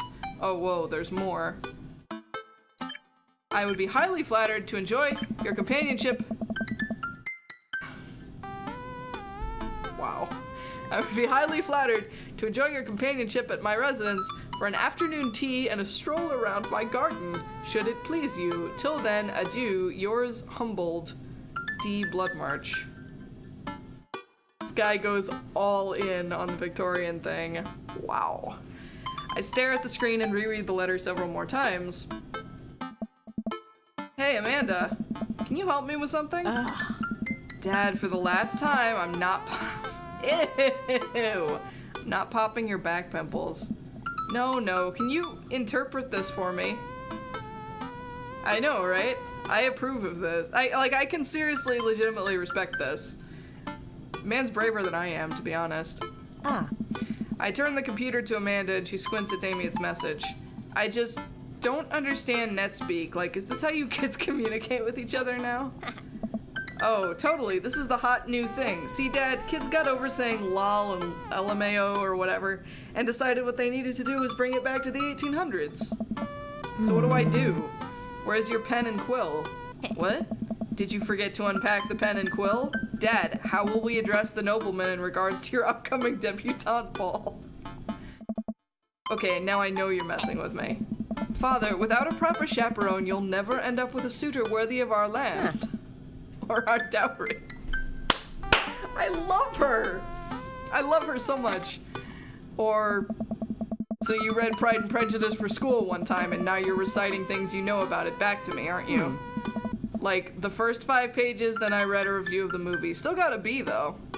You should read it, Amanda. It's a great book. Great, so what do I say to Damien? I got this.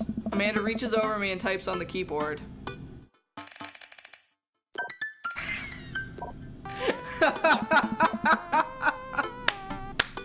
Sure thing, dude. Regards, Tristan. Amanda hits send and smiles at me. Well, I suppose that's that.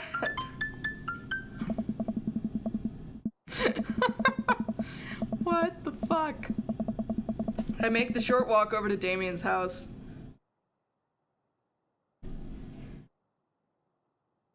Hey, get good. Welcome, welcome. No, I'm not sick. Do I sound sick? I'm fine. I make the short walk over to Damien's house. I guess you can't really call it a house. It's more of a manor, estate.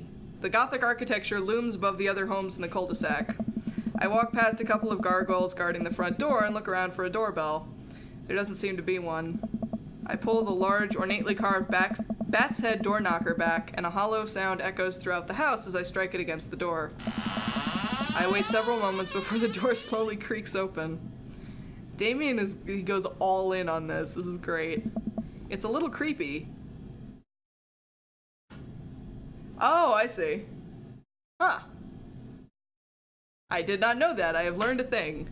In that case, thank you for the compliment. Are you from Australia? It's a little creepy, but I enter the home and take a few steps into the foyer, noting the oil portraits of who I assume are dead relatives hanging on the wall. As I'm admiring them, the front door slams shut behind me. What the fuck? . Hello? Silence. An oil lamp in the corner flickers dimly, casting ominous shadows against the wall. Oh my god, we have ominous atmosphere. I mean, I'm a bi woman, so I think this game is for everyone. It's basically just super entertaining.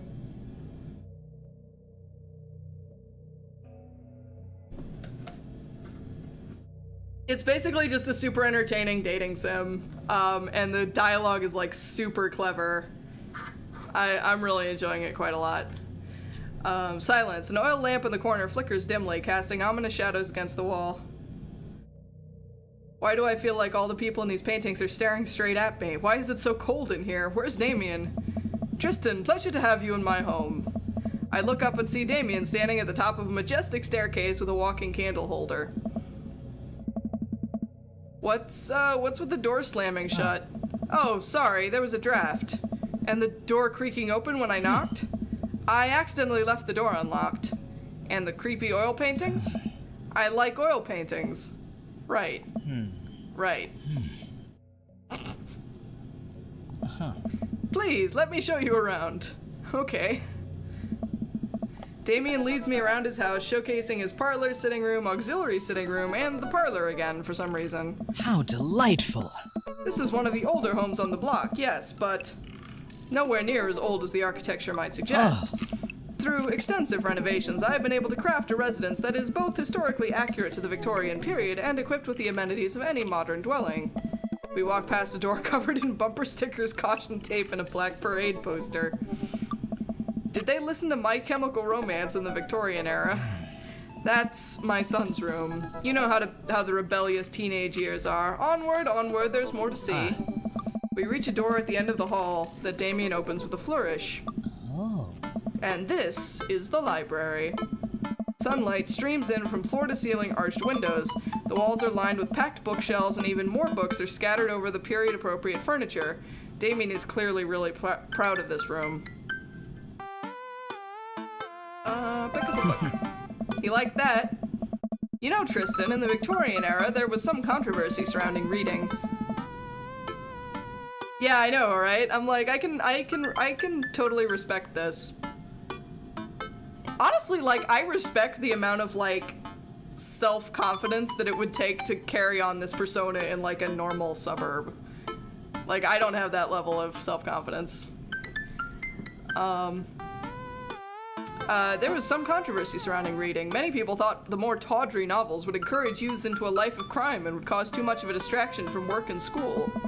I pull out a book at random and examine the worn cover. Opening it, I turn to a random page and read aloud. Naruto has struggled against the chains that Sasuke had bound him with. Shirtless and out of breath, he looked up at Sasuke. Sasuke smirked, unbuttoning his ninja pants.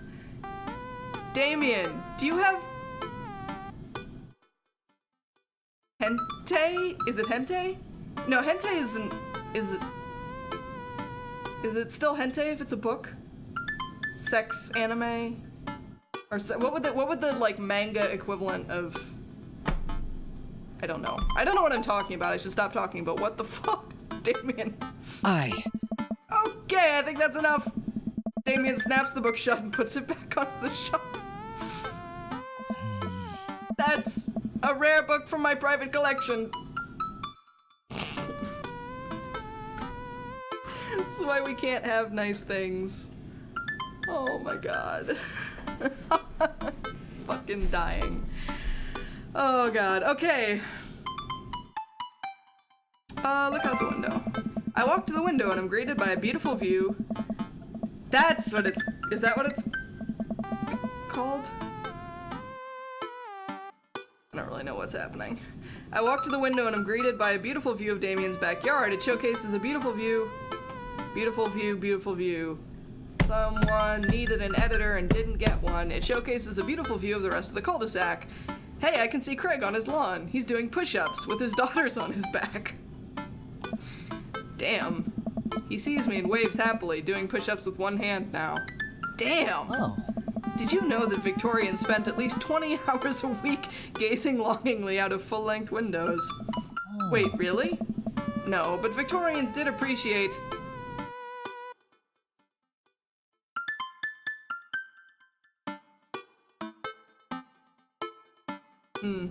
Okay. I'll make a note of that for the next time it ever comes up for me. No, but Victorians did appreciate telling a good joke.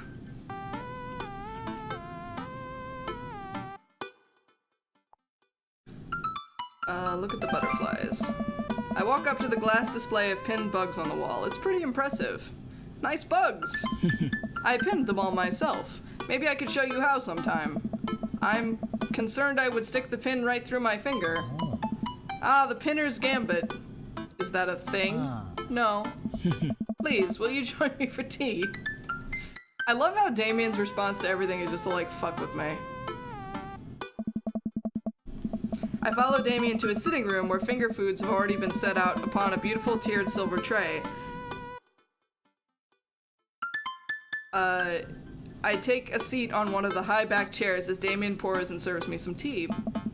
I can't believe we're having a high tea. I never thought I'd get to do this. Damien smiles to himself. What?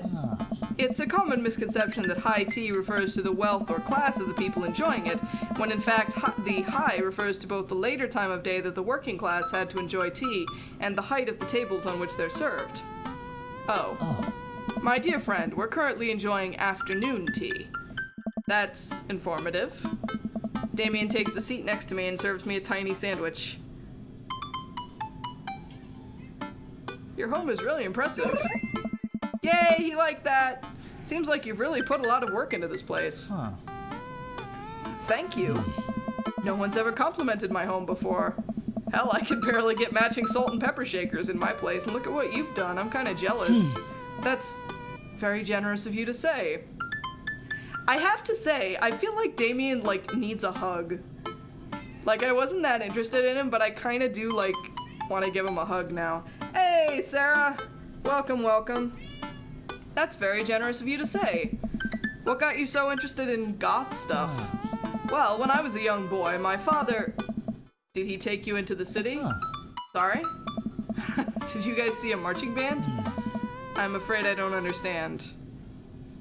I'm not sure what this is a reference to. You're serious? Of course. But it's, you know, the song. Amanda made me listen to it. I don't know what this is a reference to at all. Oh, My Chemical Romance. Gotcha. Seriously? I'd love to see a marching band. Oh, okay. Nevertheless, I've always had a love for art, history, and fashion. What started off as a small hobby of collecting taxidermied animals grew into sort of an obsession. It's a privilege to be able to appreciate the lives and culture of those who came before us, I think. Why not go all the way? I like not dying when I catch a cold. He takes a sip of tea. I can acknowledge that there were many very terrible things about the Victorian era, and to try to live a life that strictly aligns with those ideals would be admittedly horrid. But I think it takes a critical mind to truly appreciate something to the fullest, to be cognizant of its flaws and love it all the same. Tell me, Tristan, do you have any hobbies? I have dick measuring contests with Brian. Oh man, I do, but I don't know if I care about anything the way you care about this stuff. Well, I'd love to hear about your interests. Hearing someone talk about the things they're passionate about is intriguing and, to be honest, and quite honestly, rather attractive. Damien is doing better than I was expecting.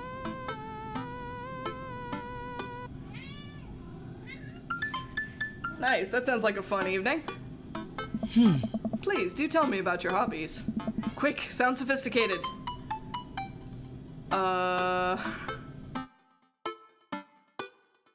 It's true. It's very true. None of these are good answers, though, Tristan. All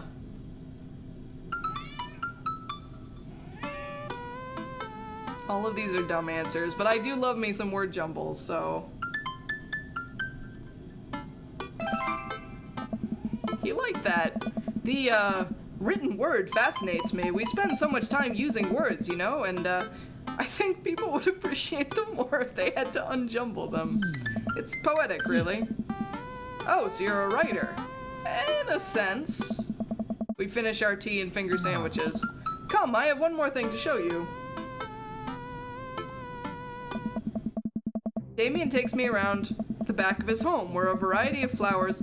Dude, this is a fucking huge lawn! What the fuck? Where a variety of flowers flourish in beautifully landscaped rows. A small stone path weaves through it and butterflies flit lazily through the air. Oh. My garden. It's beautiful. Thank you.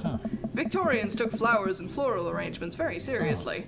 You see, it was considered uncouth to discuss personal and romantic relationships in public, so lovers and friends alike would use bouquets to send secret messages to each other. Each flower and plant is symbolic of different feelings. Even more interesting is that one flower could mean different things depending on the other plants it was paired with. One had to be extremely careful, as even the style in which the ribbon was tied around the bouquet affected the message. Damien leans down and plucks a gorgeous, bright orange flower off a vine. Lilium bulbiferum, the orange lily. What do you think this means?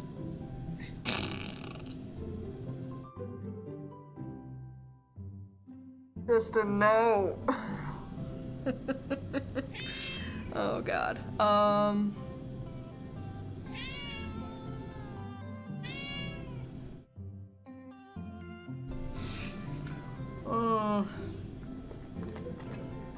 Do it? Alright. He didn't like that. The orange lily is actually symbolic of pure hatred. Well, and that's precisely why floral arrangement is so challenging. Oh, is it? What's your favorite type of flower? There is an Alonzo. He's right here. Hey, you gotta come over again and say hi to Sarah. Say hi. Good boy. Okay. Alright. What is my favorite type of flower? My favorite type of flower is actually a marigold, but it is not an option here, so... honeysuckle. They smell really good, and then you can eat the tiniest little drop of nectar when you pull the stem out. I'll have to remember that when I put together a bouquet for you. Oh my. I must admit, this is... Lonzo is not happy about cameos tonight, no, but he's getting lots of them anyway. Damien is getting lots of points here, considerably more than I was expecting. He would put together a bouquet for me? Nobody's ever given me a bouquet before. I follow Damien down the footpath and admire more of his beautiful flowers. Suddenly, a phone rings. Oh, Tristan, will you excuse me? I must take this. Marigold? That's adorable. That is adorable. I love it. Oh, Tristan, will you excuse me? I must take this. He pulls a cell phone out of his pocket. I'm a little surprised it's not a rotary phone. Go for it. Damien smiles and walks back to the house. I take a deep breath and enjoy the heavily perfumed air. What a lovely yard. This makes me wish I had put a little more effort into that garden Amanda and I tried to start one time. Our watermelons grew to the size of cherry tomatoes and then immediately died. Yeah, Damien has actually slipped into second place, I think, behind Craig. Oh hey, gargoyle. Oh no, I knocked over the gargoyle! Tristan, what are you doing? Stop! Fix that guard. Oh no! Alright. Oh fuck. Okay, that's the head. No, that's wrong. Stop. There we go. Alright. I can do this. I am a capable human being with depth perception. What the fuck? Oh, there we go. Alright. Goal! Yay! Boom! Legendary.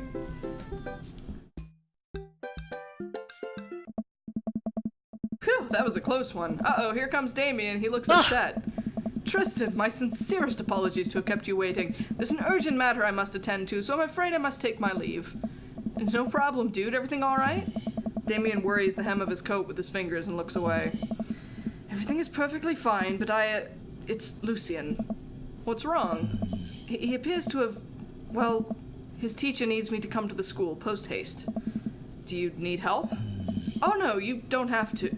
Let me come with you. Us dads gotta stick together. You're right. This is one of Lucien's more elaborate stunts. I would greatly treasure having another parent by my side. Let's go. Oh, hi, Hugo.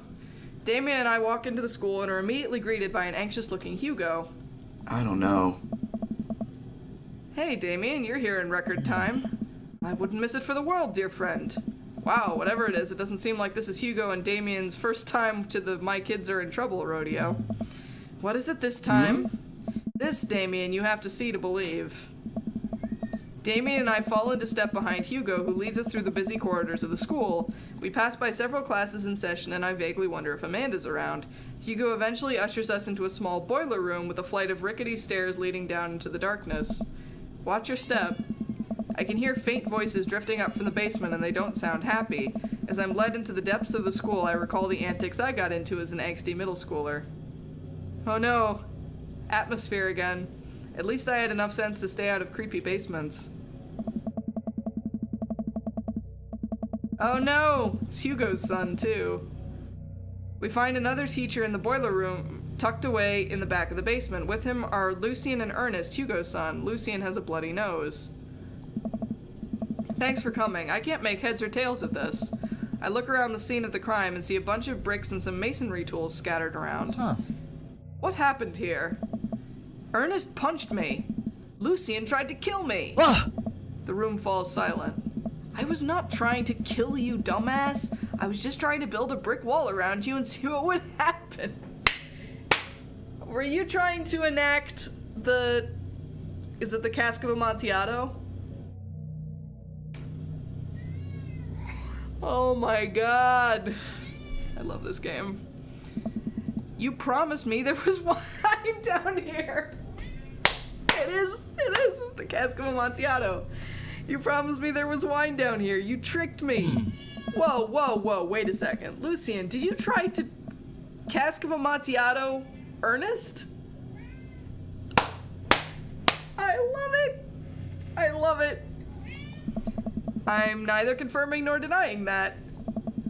I turn to Damien and whisper to him, No, come on, I know what the Cask of Amontillado is, Tristan. Come on. It's a classic Edgar Allan Poe short story where a man gets his enemy drunk, lures him down to his cellar with the promise of wine of a fine vintage, then buries him alive behind a brick wall. It's a lovely story. So wait, Lucien, you tried to do that to him? There is? That's awesome. I love it. I was curious to see how it would turn out. I wasn't actually gonna leave him there. What was the thought process here? That Ernest was just gonna sit still while you slowly built a tomb around him? Well, it worked for like 20 minutes because he's an idiot, but then he realized that I had lied about the wine. And you were cackling maniacally. That sort of tipped me off. Ernest, 20 minutes? Dad? Huh?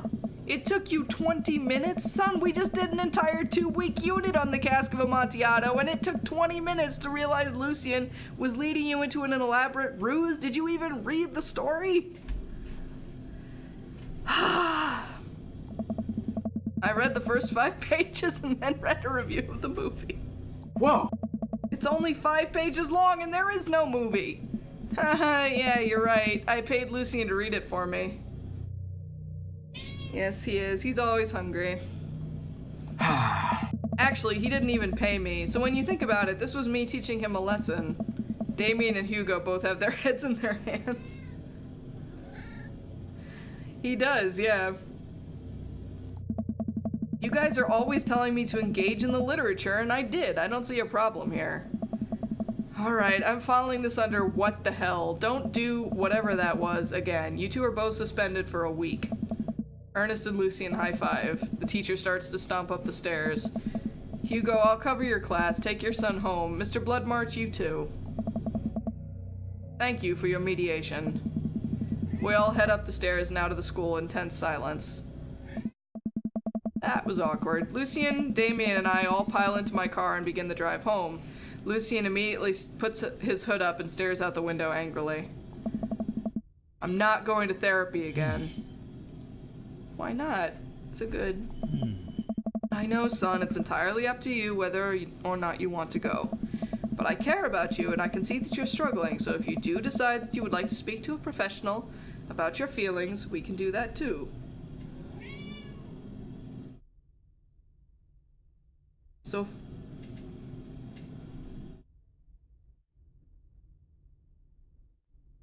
No? I don't know who that is. Maybe you can spend this next week looking for a summer job. I know how much you want your own car. I can't believe Damien's keeping his cool. I'm impressed.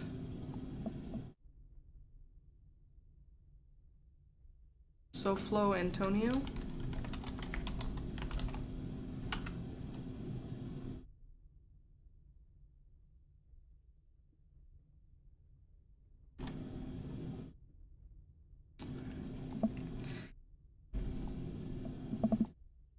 Thanks for not freaking out too hard.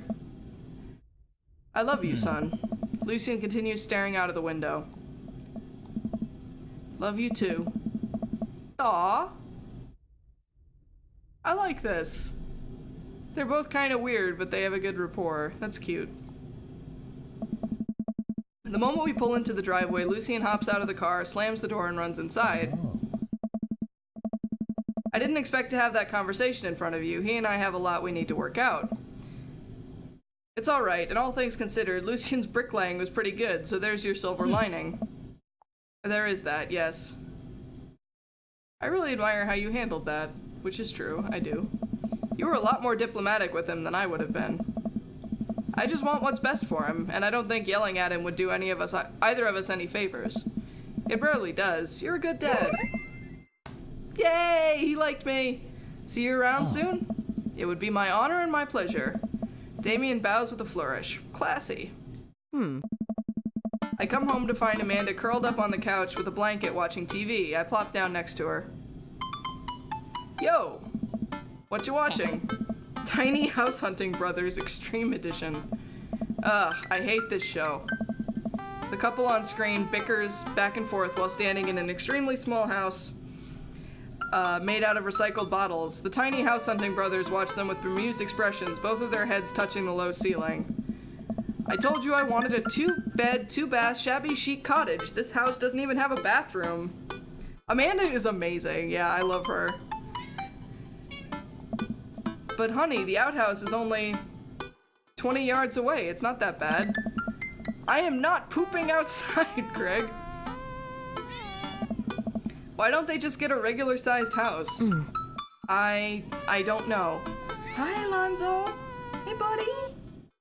Hey, pal. Cat on camera. Woo! I don't know. How'd afternoon tea go?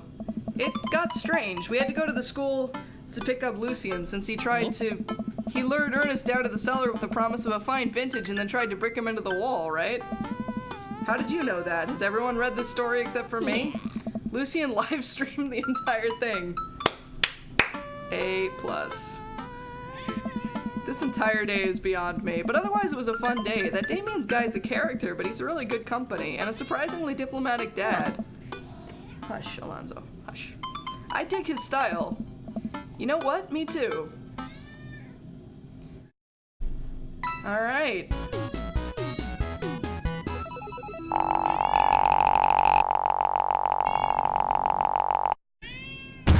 I'm sensing a romance between us.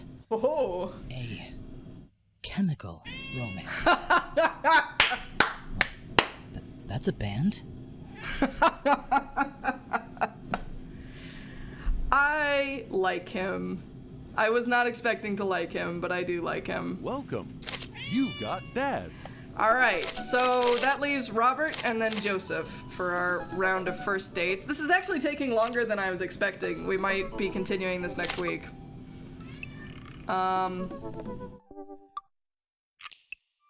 That's right. Robert is all about, like, telling elaborate stories that aren't necessarily, like, whopper tall tales. Alonzo, shush. Shush, buddy. Alright, let's get in touch with Robert. He is a hungry boy, it's true.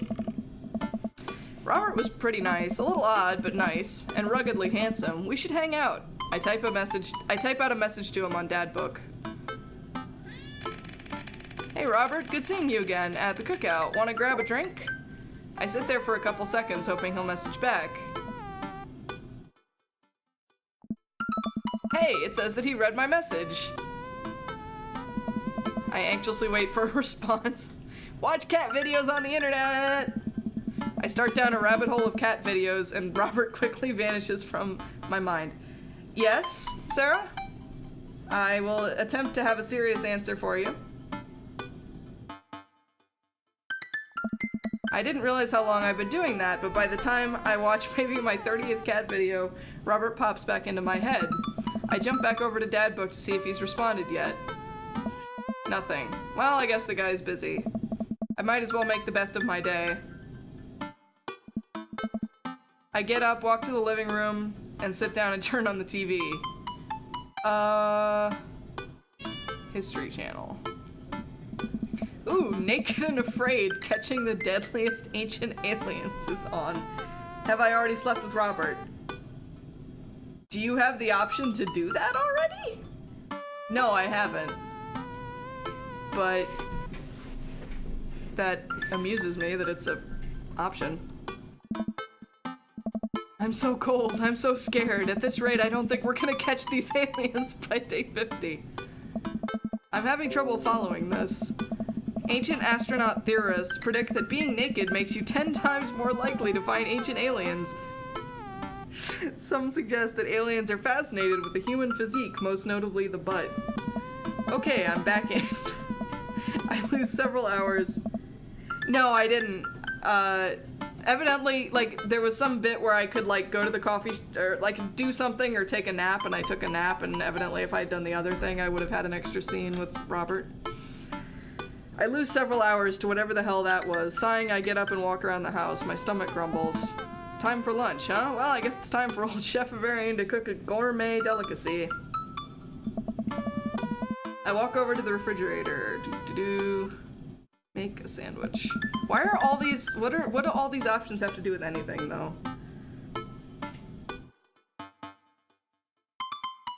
Gotcha. I make a sandwich in its entirety while standing there. Who needs plates? I relate to Tristan on a spiritual level. The Standwich, a lost art. I love it. I admire my work for a second before I clumsily drop the entire thing on the floor. Oh, wow. Oh my. No, I did not do that. Now I'm sad. Because he's cute. No! I look around and remember that Amanda's not home. This is still good.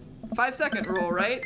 I reassemble my sandwich, peeling pickles off the floor and putting them back where they belong, in my mouth. Wait, I'm a wreck. I finish my snack and walk around the house some more, bored. When's Amanda coming home? Oh, I just remembered something. When we were packing up the old house, we found an old basketball hoop that would hang off a door. It would really bring the living room together. I wonder where I put that. I like how doing Robert's date just entails not actually doing anything with him so far. I spend a couple minutes poking around the new place until I find it. After installing it above one of the doors in the living room, I'm ready to dunk. Come on and slam! I take a leap from the free throw line and rocket that sucker down the net. The crowd goes wild. And welcome to the jam. I pull up from the three-point line, breaking ankles and sinking a fadeaway. And I forgot the rest of the words to the song. I guess that was a song. I didn't realize. No look behind the back hook shot. Everyone's on their feet. Something, something, Space Jam. Confession, I've never seen Space Jam.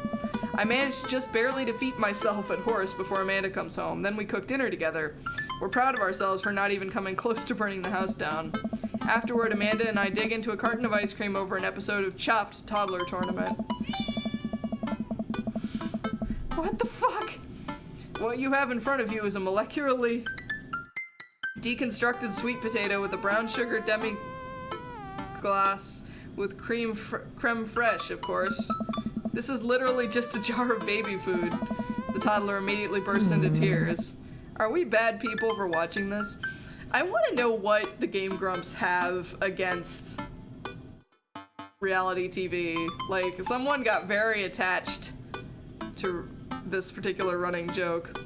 Are we bad people for watching this? Yes. Just then, my computer dings. Huh? What's that? Oh, you probably just got a message. Amanda and I walk over to the computer and check Dad Book. It's a message from Robert. You up? What are you doing? What does that mean? What you doing? What am I doing? You're just chilling?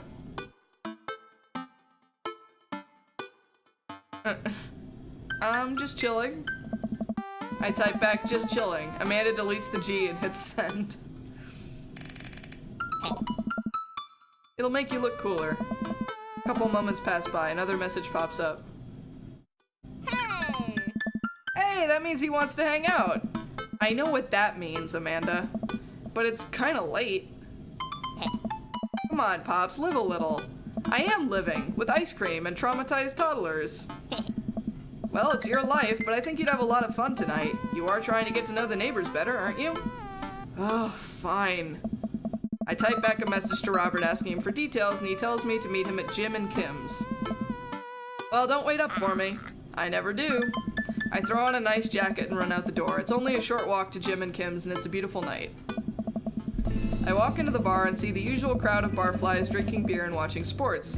I spot Robert at the back of the bar and wave hi as I walk over. Hey man, how's it going? Hey buddy. Ahoy there, Skipper.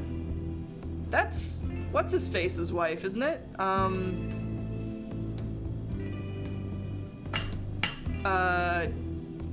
The youth minister whose name I'm blanking on. Ahoy there, Skipper. Robert and Mary are here? Uh-oh. I brought Mary along. Figured we needed a drinking buddy. Oh man, I was excited to get Joseph, that's it. I was excited to get to know Robert a little better. Now I have to deal with this weird married lady making passes at me. Don't look so scared, kiddo. We're just having a drink. Yeah, speaking of which, I think it's time for the first round. What are you having?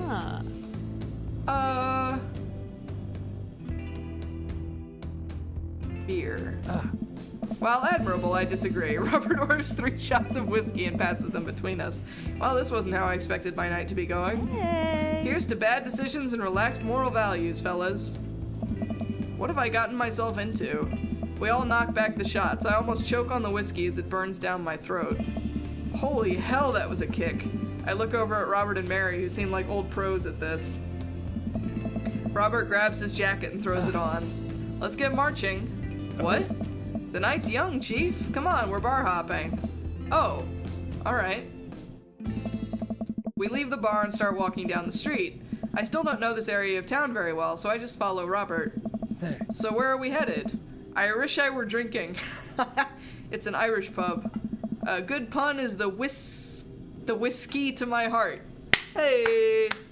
Mine too. Disgusted noise.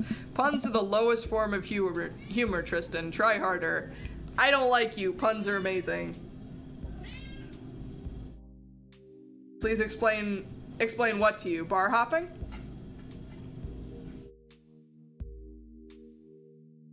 I haven't done too much of it myself, but I think it's kind of the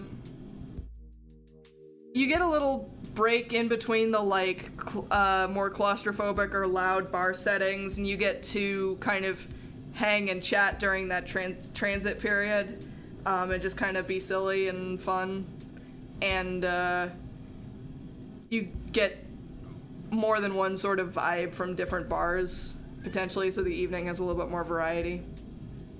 I don't know, I haven't done it a ton, but when I have done it, it's been fun enough. Ouch. Am I gonna be the butt of the joke all night? Jesus, Mary, put your fangs away for a second. She said some things that entertained me at the barbecue, but she's kind of a butt, yeah. We walk into I Wish I Were Drinking. The bar is pretty much the same as Jim and Kim's, except for the old-timey Irish memorabilia on the Irish memorabilia on the wall. Next round, what are you having? Whiskey hasn't failed me yet. Yeah, he liked that. Okay, let's do it. Yeah, I think it's basically just the sense of variety. Robert orders 3 more glasses of whiskey and we post up in a garish green booth. Mary slides in and sidles up next to Robert, which makes me breathe a sigh of relief. Let's sip this one, why don't we? Hey, no, to each their own, man. No judgment. Do what... There's no point in doing things if you're not having fun with them, right? Suit yourself. Mary immediately downs her shot in one gulp and burps loudly. Okay. Don't... Hey. That'll put hair on your chest. Jesus. Oops. My windows just got confused. Hold on. There we go. Alonzo. Yeah, shush, shush. Alright. That'll put hair on your chest. You are truly the paragon of grace and beauty. Mary grabs my drink and sips on it. Jesus, woman. Hey. Tristan, be a dear and get us another round, will ya? Alonzo. Alonzo, get out of my face, bro. This is what I was saying. He's discovered this new approach to getting my attention where he stands on my arm and stares at me. Alright, I'll feed you in a second, buddy. Go on, hold on. Tristan, be a dear and get us another round, will you? I don't know how to process this evening at all. I get up and order another round of drinks from the bartender. As I head back, I see Mary and Robert having a lively conversation. Robert roars with laughter. Oh my god, cat! Okay. Alright, fine. I'm gonna go feed the cat so that he leaves me alone. Talk amongst yourselves for a minute, folks.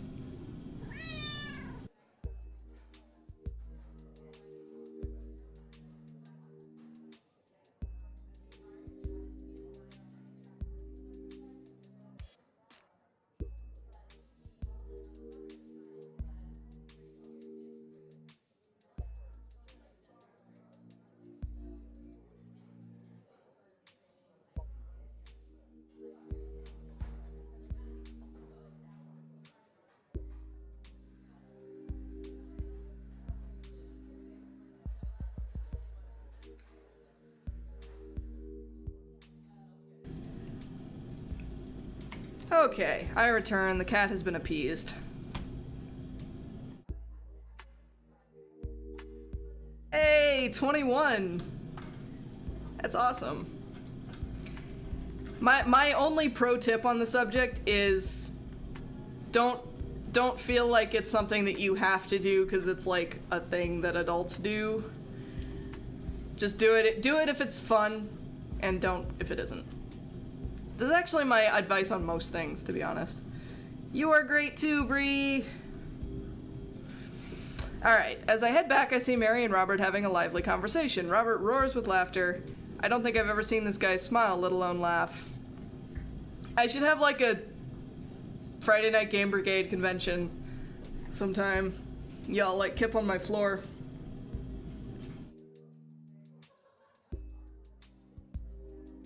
That's fair. That's fair. I take a seat across the booth from him and pass out the drinks. So Edith's kid snuck some pot brownies onto the table at the last bake sale, right? And I spot that little hemp sweatshirted gremlin in the act, so I go up to Edith with the baggie and I'm about to tell her when all of a sudden she just freaks out at me. You're ruining the bake sale, she says. I should have been PTA president, your roots are bad, and blah, blah, blah. So what'd you do? I told her to have a brownie and that everything was gonna be fine.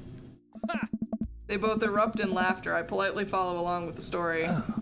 She ate 3. More laughter. Okay, that was actually pretty funny. She called the cops and told them that time had stopped. Mary looks directly at me. Do you smoke weed? What? You know, the devil's lettuce. I have 2 big fat blunts in my purse right now. Want a blaze? Jesus!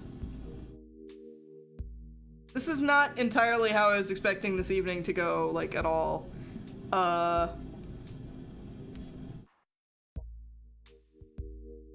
What? No. I can't believe you would... I don't even know how you... This is a preposterous...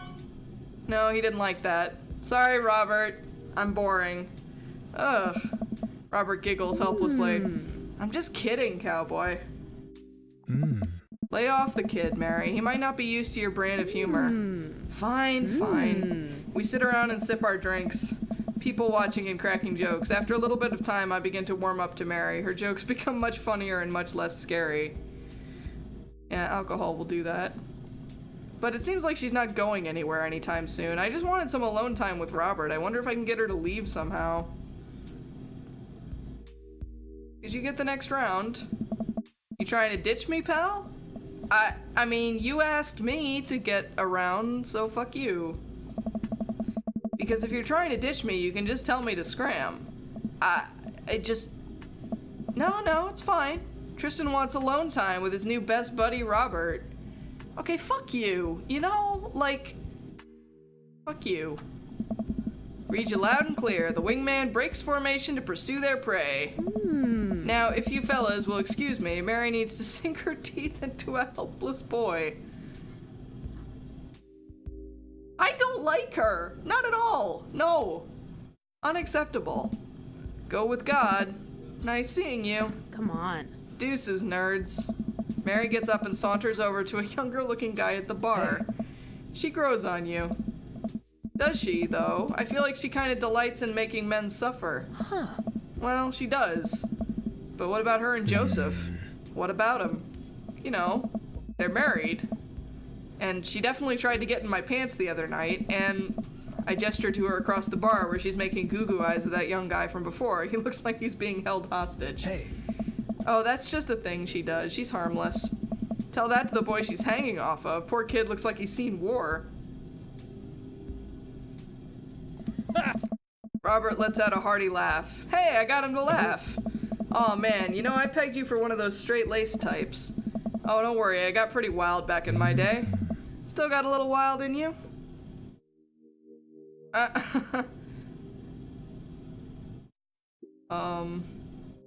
You know it. You like that? Robert orders a couple more rounds of shots. I gulp. What am I getting myself into? Oh god, guys. Think you can go shot for shot? There's only one way to look cool here. Fun fact, guys. If someone tells you to go shot for shot, you probably don't want to do that. Life advice. Drink water between your drinks. Eat food between your drinks. I'm going like Mama Bear Protective since Bree said she's just getting into drinking age. Drink water, eat food, drink slowly. 1 drink per half hour, roughly. Don't... Make sure you have a designated driver.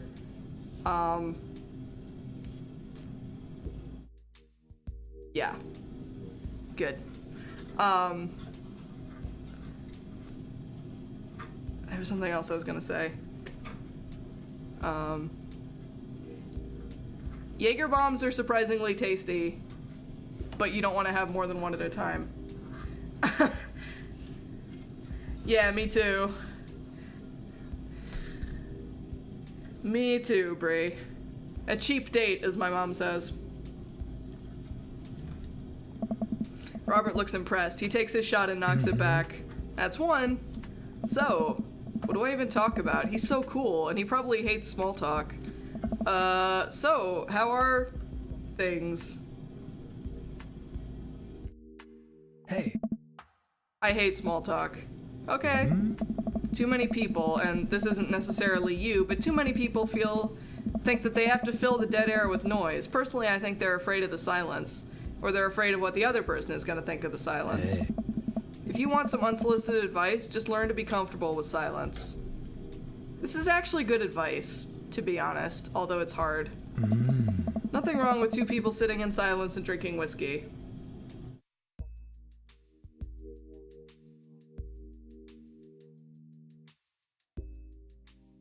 Agreed, Lee. I hate whiskey. I'll be utterly honest. I fucking hate whiskey. Except Fireball, which I'm told doesn't really count. Oh. Alright. Robert and I sit in silence and drink whiskey. I take in the rest of the bar.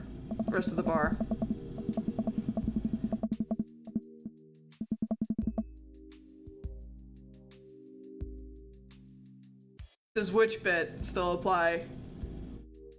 The sweet drinks or flirting to get free drinks? I would imagine flirting to get free drinks is a thing in any type of bar. I take in the rest of the bar. Patrons laughing, playing darts, spilling beer. Mary giving the hard sell to that young man. The young man pretending he got a phone call from one of his friends. Huh, maybe silence is nice sometimes.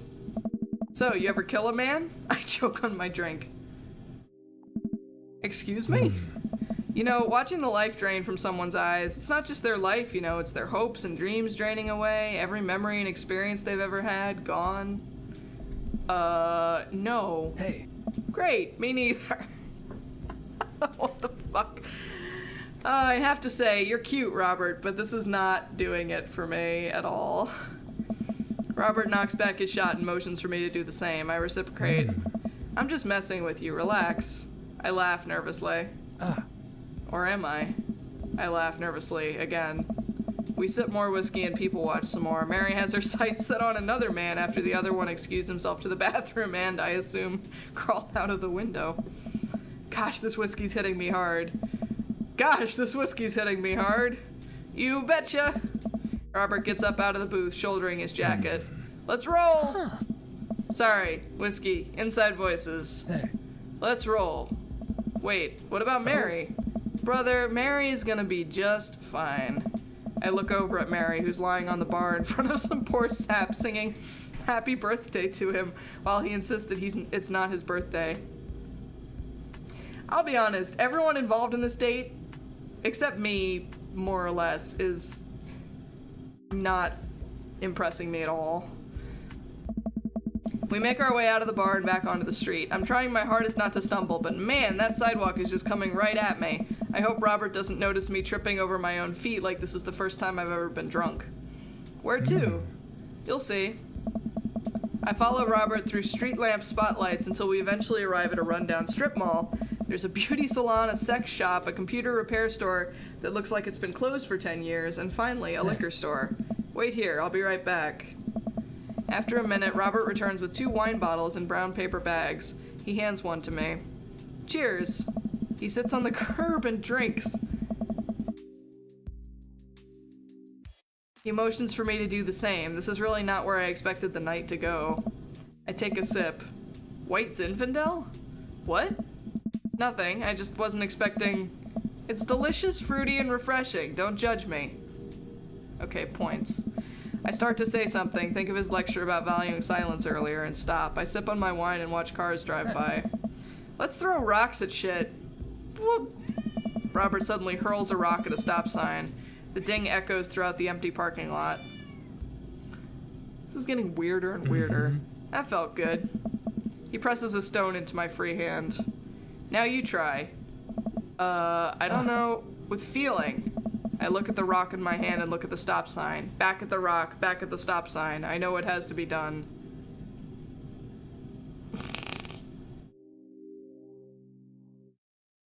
This one's for you, Pappy. He liked that. I have unresolved resentment toward my father, and I'm gonna express it through property damage. I hurl the rock at the sign. It sails over the stop sign, right into the window of a parked car, leaving it crack. Oh, God. Huh? Dude, run! I leap up and dart into the nearest alley, wine in hand. I can hear Robert's footsteps behind me. After I'm sure I'm far enough away from the cracked window that I am no longer culpable for this heinous crime, I stop to catch my breath. This is not going well. Maybe we strike rock throwing from the to-do list. Agreed. Suddenly my stomach growls. Oh man, I am starving. Let's get pizza. I can't argue with that. Where's good around here? Actually, I don't even care if it's good. It just needs to be edible and in my mouth in the next 5 minutes. I know just the place. I follow Robert through a maze of alleys and side streets until we eventually end up in front of a tiny hole-in-the-wall pizza joint. The bright red neon sign reads, Pete's Pizza Pizza. Ta-da! I can see a few exhausted-looking workers behind the counter tossing dough and pulling piping hot pizzas right out of stone ovens. My stomach rumbles again. We go up to the counter and get ready to order. Yeah, same. I'm mostly feeling bad for that whoever owned that car right now. Anyway. Alright, we go up to the counter and get ready to order. Can I get 2 slices of Hawaiian pizza? Oh wait, Tristan, you're cool with pineapple on your pizza, right? Should probably start a holy war in the chat, potentially, but ew, no. No, he didn't like that. Sorry, man. I have strong feelings on this subject. What? Robert grabs me by the collar. I respect your opinion, and I will fight with my life for your right to say it, but where's your sense of adventure? Where's your sense of taste? Why won't you love yourself? I'm sorry, I hate pineapple on pizza. The juiciness of the pineapple paired with the tanginess of the sauce is a flavor combination that everyone should experience at least once, if not 1,000 times more. Pineapple on pizza is one of the few things in life that I genuinely and thoroughly enjoy. Please, please just do this for me. No, do it for yourself. So, 2 slices of Hawaiian pizza? Abso-goddamn-lutely. I don't have Lee's excuse, I'm afraid. I just don't like it. I like pineapple, I just don't like it on pizza. We wait a minute for our pizza to come out of the oven. I'm practically drooling from at the smell. The cashier hands us each a giant slice on a paper plate, so saturated with grease that I'm worried it will fall apart. We take our pizzas outside and wander through the alleyways as we eat. I take a bite out of the pineapple pizza, and hey, it's actually not that bad. I can't believe I spent...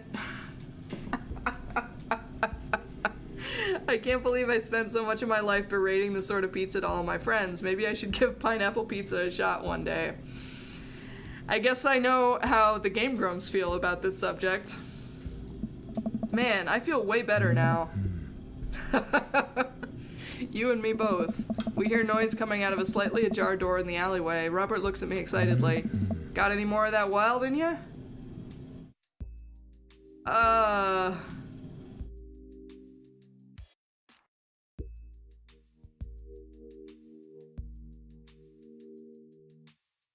I feel like I'm being utterly irresponsible here.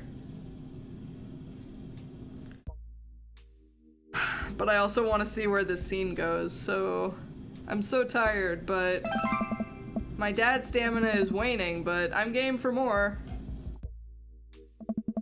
Robert and I slide the door open and peek inside. It's completely dark except for some flickering light. We slowly creep forward, cautious not to be heard or seen. What are you guys doing? Stop! It's like a movie theater? Shh. Don't shush me so loud. Shh. We come to the end of the hallway and find ourselves standing in front of a movie screen. Oh, this suddenly makes sense. Did we really just sneak into a movie theater like a couple of teenagers? No talking during the movie. We look into the audience and are surprised to find that it's almost completely empty, save for a row of teenagers in the front. They look annoyed when they notice us. Robert starts making his way to the very back of the theater and I follow him. We settle in with our wines and try to make sense of this movie. It's a romantic comedy, I think. A young man is frantically trying to get through New York to find the woman that he's finally realized he's in love with. Kiss already! There's nobody to kiss yet. You want him to kiss the taxi driver? Hell yeah! The kids down the way notice us heckling. One of them speaks up. Hey man, keep it down. Oh hey, it's what's his face? Hugo's kid. Oh damn, that's Ernest Hemingway, Hugo's kid. Ernest! Hey Ernest, I know you, it's me, your neighbor, hi! Ernest turns back around, embarrassed. I turn back to Robert. He kiss anyone yet? It turns out that yes, he did kiss someone. He made his way out to a tiny island near New York to profess his love for a woman who for some reason he knew would be there. She tells him that they hit the jackpot. He said that they had, but I think there was some subtext I'm missing here.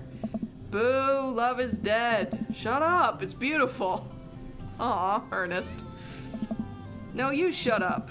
Ernest grumbles. The credits start to roll. I stand up. Robert immediately pulls me back down.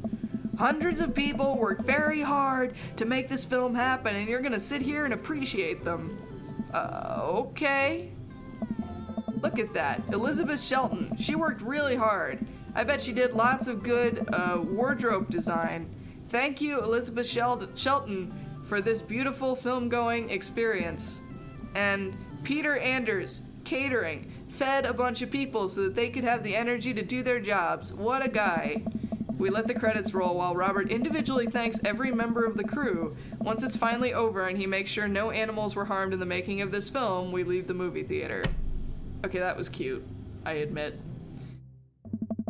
We stumble into the theater parking lot, polishing off the rest of our wine. Hey, assholes! Out of nowhere, a rock flies through the air and hits me on the knee. My knee! What the hell? Ernest and his friends stand in the alleyway blocking our exit. Oh, for fuck's sake. Oh, what do you guys want? Why'd you go and throw a rock at my knee? This is my good knee. My orthopedist is gonna be pissed. Ernest tosses another rock up and down in his hands. What's wrong with this kid? You ruined my theater-going experience. Now you have to pay. Oh, well, I don't have any cash on me right now, and like, movies got really expensive. Ernest hucks another rock at my other knee. I'm able to jump out of the way, but I didn't properly stretch before physical activity, and I'm probably gonna feel super sore in the morning. We ruined it for you? That movie was pretty crappy in the first place. Hey, you take that back. That was a beautiful love story with really genuine acting. You call that good acting? What classicist mainstream slop have you been served your entire life? What? Huh? Have you ever even seen any Michael Powell? A Matter of Life and Death, 1946? Easily the toughest 5 minutes of love you'll ever witness. Listen, man. No, you listen. That popcorn-ass drivel the mass media is shoving down your throat will only make you dumber and sadder. You of all people should strive for a higher standard in the art you consume. Your name is Ernest Hemingway, for Christ's sakes. Robert is opening up. Go off, Robert. Oh no, now you've done it. Ernest rushes Robert, screaming like a banshee. Ah! I dive between Ernest and Robert, trying to stop the kid. He lunges forward, kicking me as hard as he can in the knee. Fuck my knee! How dare Robert you. gets in between Ernest and myself. It's as if he's seeing red. Fuck, my fucking knee hurts. Alright, buddy. Talk like punk, get hit like a punk.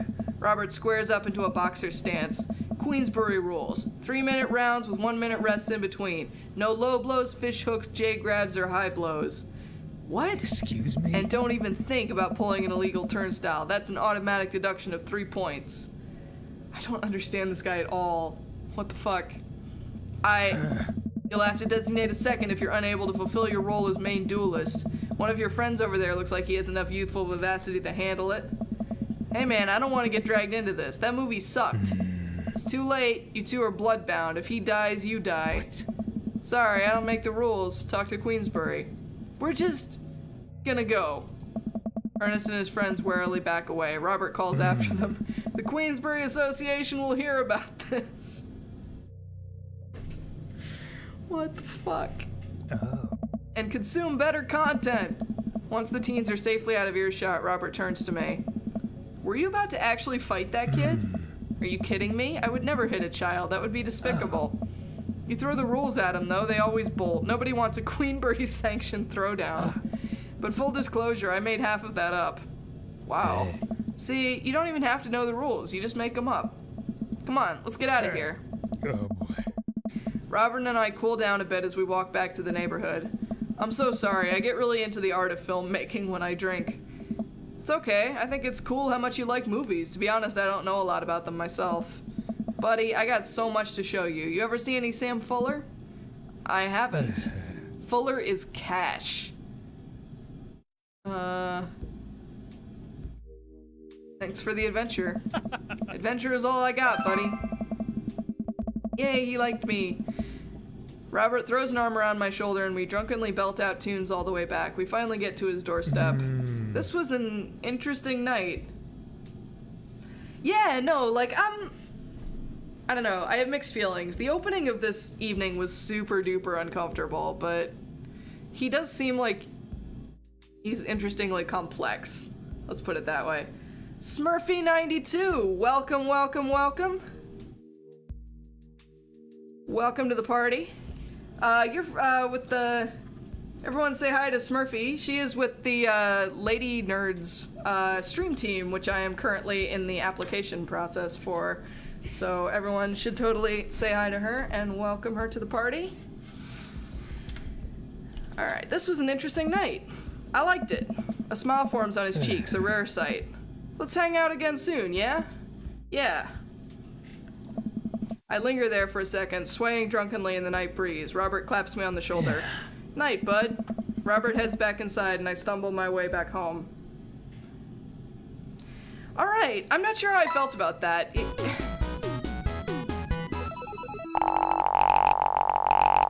I think overall I don't like him as much as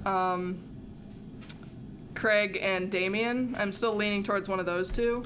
But Welcome. that was interesting. You've got dads. He has an interesting level of complexity. Alright, so that leaves Joseph for our first round of dates, which I'm kind of skeptical about, but we will go ahead and give him a shot and see how it goes.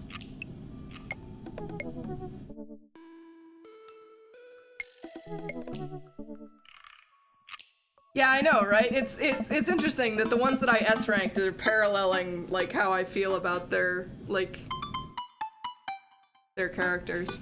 His family's a little weird, but Joseph seems cool. I should take him up on his offer to hang out.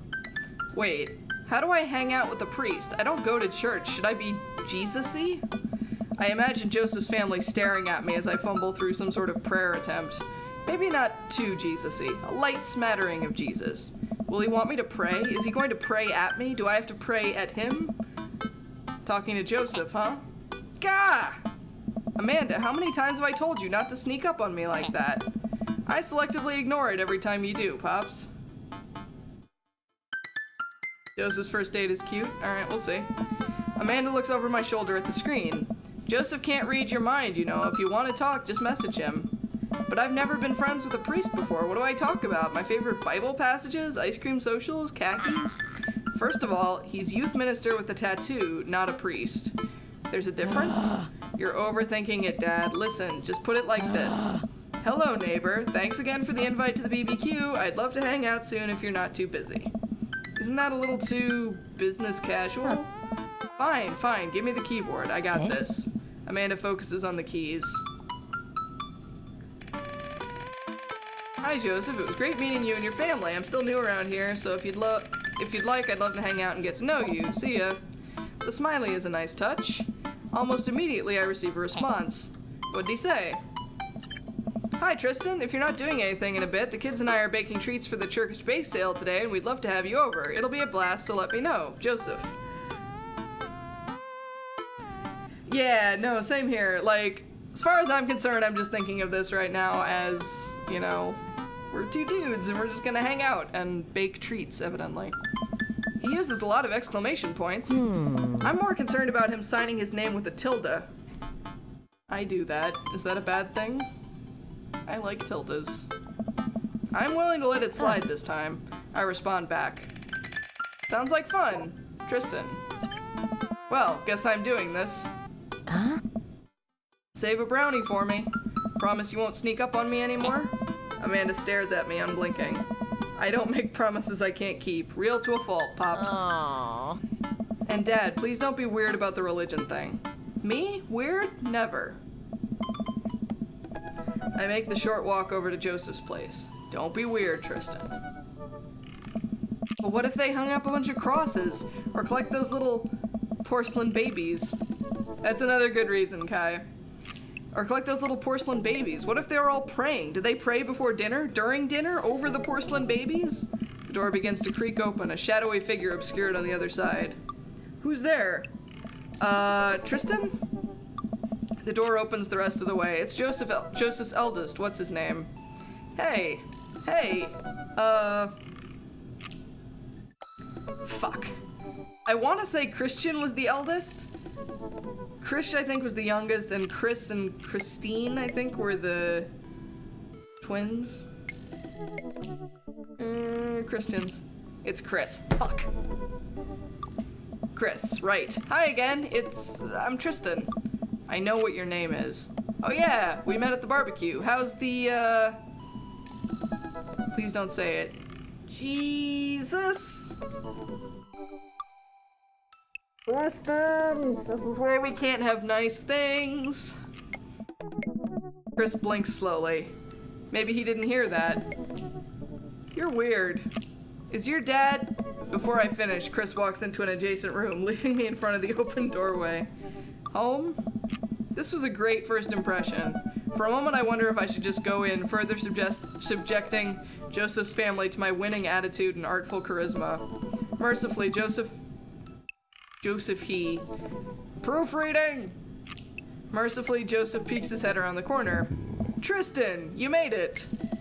Joseph approaches with his arms wide. I'm so glad you could come by. Are you ready to bake? I am not. I'm as ready as I'll ever be. That's the kind of semi-confidence I like to see in a baking assistant. Come on in. Hey? Joseph leads me into a bright, spacious home full of nautical knickknacks. This isn't what I expected at all. It's actually pretty charming. Hi. I believe you've met Chris, who left you outside. Chris? Are you going to apologize? Oh, right. Sorry. I try to make eye contact with Chris, but he keeps looking away. He must be really shy. It's all right. Next time, just be a little more inviting to our guests, okay? Sure. Chris seems to relish the chance to escape the conversation and quickly vanishes into his room. Joseph turns to me apologetically. Don't take it personally. Chris likes to keep to himself. I mean, we didn't start off on the best foot in the world, plus being the eldest in a big family can't be easy. We try to cut him a little slack where we can. And here are the twins. Christian, Christy, say hello to Tristan. Hello, Father. Hello, Tristan. Kids, come on, dial it back on the creepy twin shtick. Creepy twin shtick? We should get to baking. Maybe it's better if I don't shift the power dynamic of the creepy nightmare twins. Are you guys going to help us bake? We don't want to bake. Well, okay, what do you want to do? We have to perform surgery. Guys, we've been over this. Please stop cutting open your toys. Christian and Christy run out of the room, giggling. Terrifying. After a second of relative silence, Joseph turns to me, grinning sheepishly. You ever have more than one kid, Tristan? Nope. You should try it. Lawrence of Arabia. We both start to laugh, but are interrupted by a loud crash from the kitchen. What now? That doesn't sound good. Christy? No one responds. Joseph furrows his brow and motions for me to stay where I am. Wait here a minute. Joseph rushes into the kitchen. I remember this with a man. Excuse me. I remember this. That was Mary. We learned about that at the BBQ. Half of fatherhood is trying to keep your kids from finding creative ways to kill themselves, and he's got 4. Talk about worry. I take a seat on his surprisingly pristine couch and twiddle my thumbs. It's a pretty sturdy wooden bookshelf. It looks handmade. Did Joseph build this? There's a big stack of what look like travel magazines, hyenas of the Serengeti, the underwater mysteries of the Antarctic, on and on and on. Seems like Joseph really loves a good adventure, unless this is a Mary thing, who knows. Next to them are a couple of different Bibles. Looks like he's covering all the Bible bases. King James, New American Standard, the Bible for teens. He is a cool youth minister after all. On a higher shelf, there are a bunch of old romance novels. Judging by the wine stains, these must be Mary's. The newest one looks like Hot Body Johnson's Sex Detective. She and Damien should compare notes. The 8th installment in... Wait, this is a series? There's a couple cool knickknacks on the coffee table in front of me. Hey, a cross. Hey, another cross. This one looks a little different.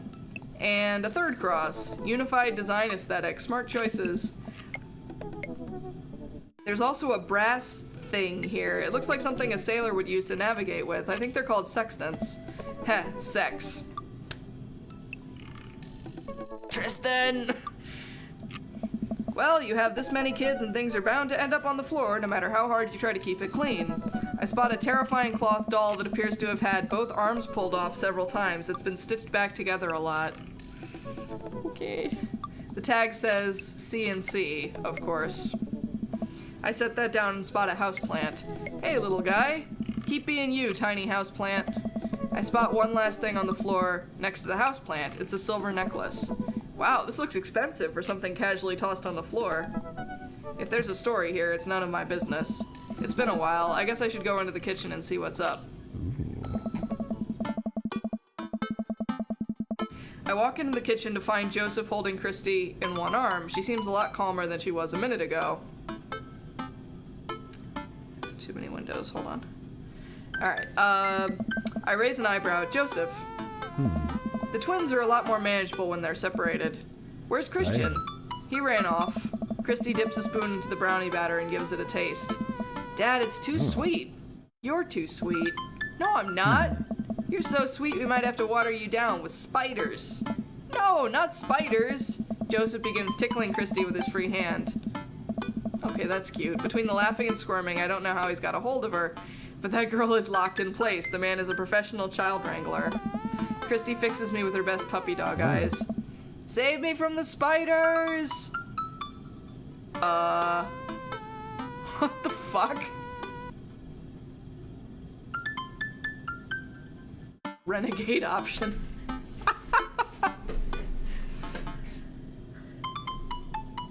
Neither of these seems like a good plan just at present. What the fuck? Oh, spoon duel probably mean like fighting him with spoons. I thought it meant like spoon behind him and try and pull him off, which I don't know why that's where my brain went. We'll go with this.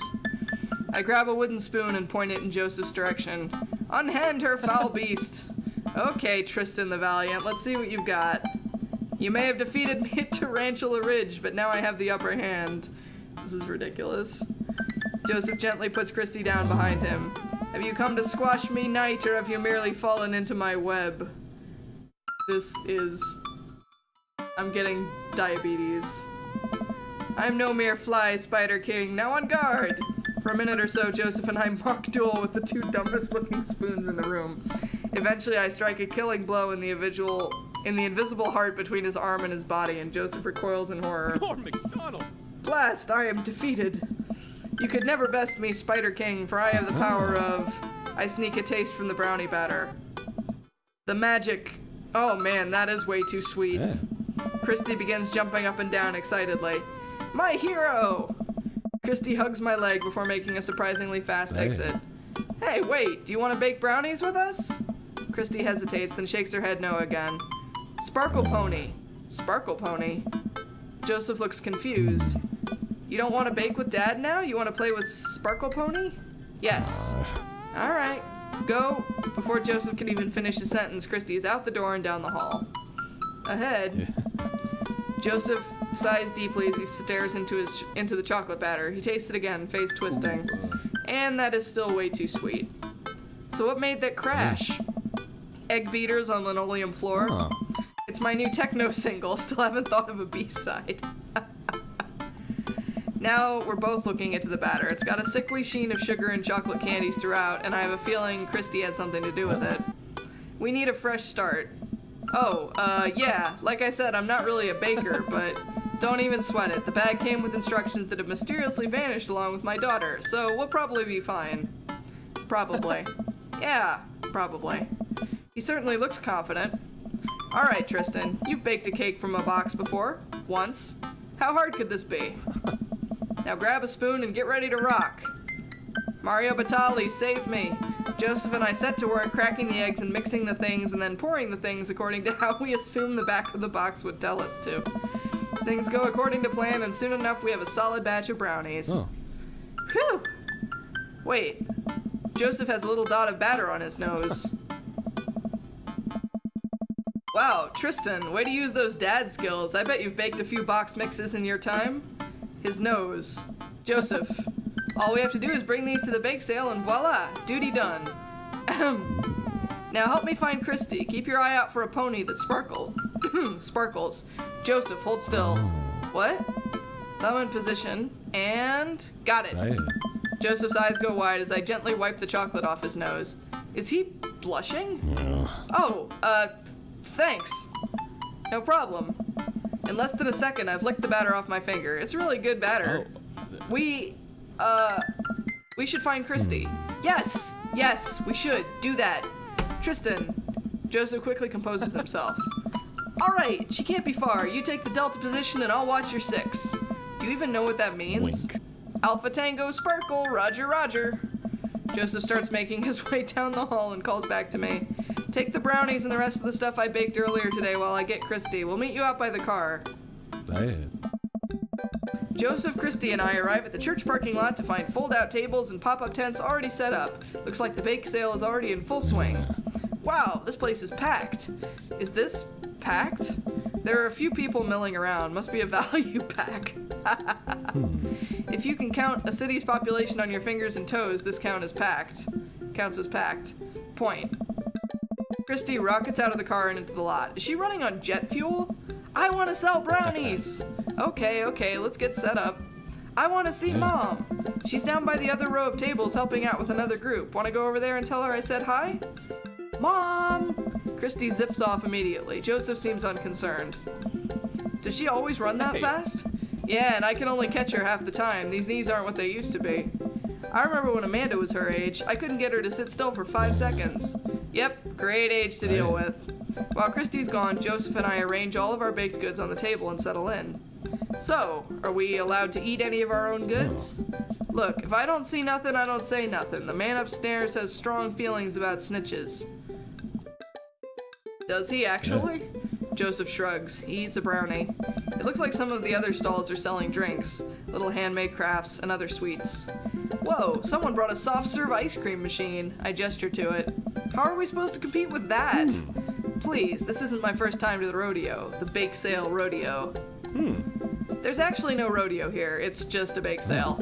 I think you and I put together can make one pretty convincing argument for these brownies, don't you? I hope so. Yay, he liked that. Joseph gives me a reassuring pat on the shoulder. If you bake it, they will come. It's not long before we have our first customers. Hi, Matt! And his daughter, whose name I'm forgetting. Hey. Hey, dude. Oh, Carmencita, that's right. Hiya! Matt, Carmencita, great to see you guys here. Happy to support a good cause. Plus, you know, as the owner and proprietor of the Coffee Spoon, an establishment that specializes in baked goods, I have to scope out the competition.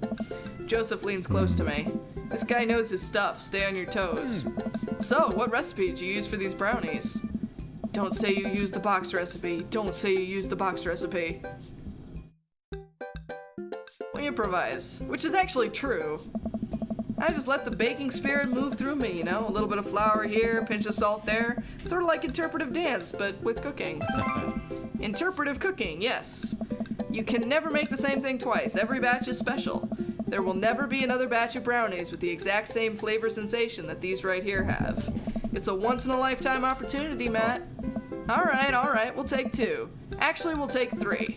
I ring them up and high-five Joseph as our happy customers walk away. See? Not so hard. Yeah, I'm hot off the good feelings from the last sale. Who's next? We sell brownies to a bunch of people I don't recognize, but who clearly know Joseph. Eventually, another familiar face pops up. Tristan! Oh dear. Hi, Brian. It's Brian. Close enough.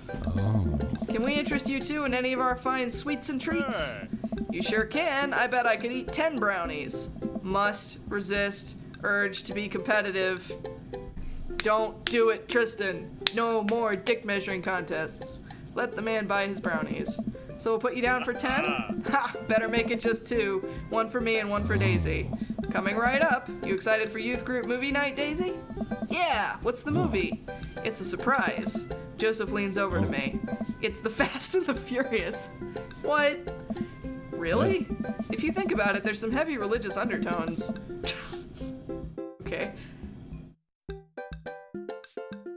I have never seen The Fast and the Furious, so I don't know if that's true or not, but I'm guessing he's bullshitting. Joseph hands a baggie to Daisy. I made sure to give you guys the edges. Clearly the superior part of the brownie topography. Thanks, Joseph.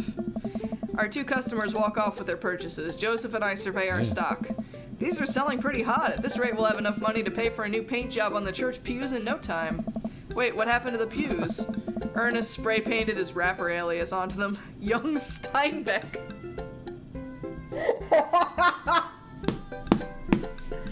Oh my god. Now I really want brownies in a big way. I would have gone for young Man in the Sea. That's 3 Old Man in the Sea references in this game so far.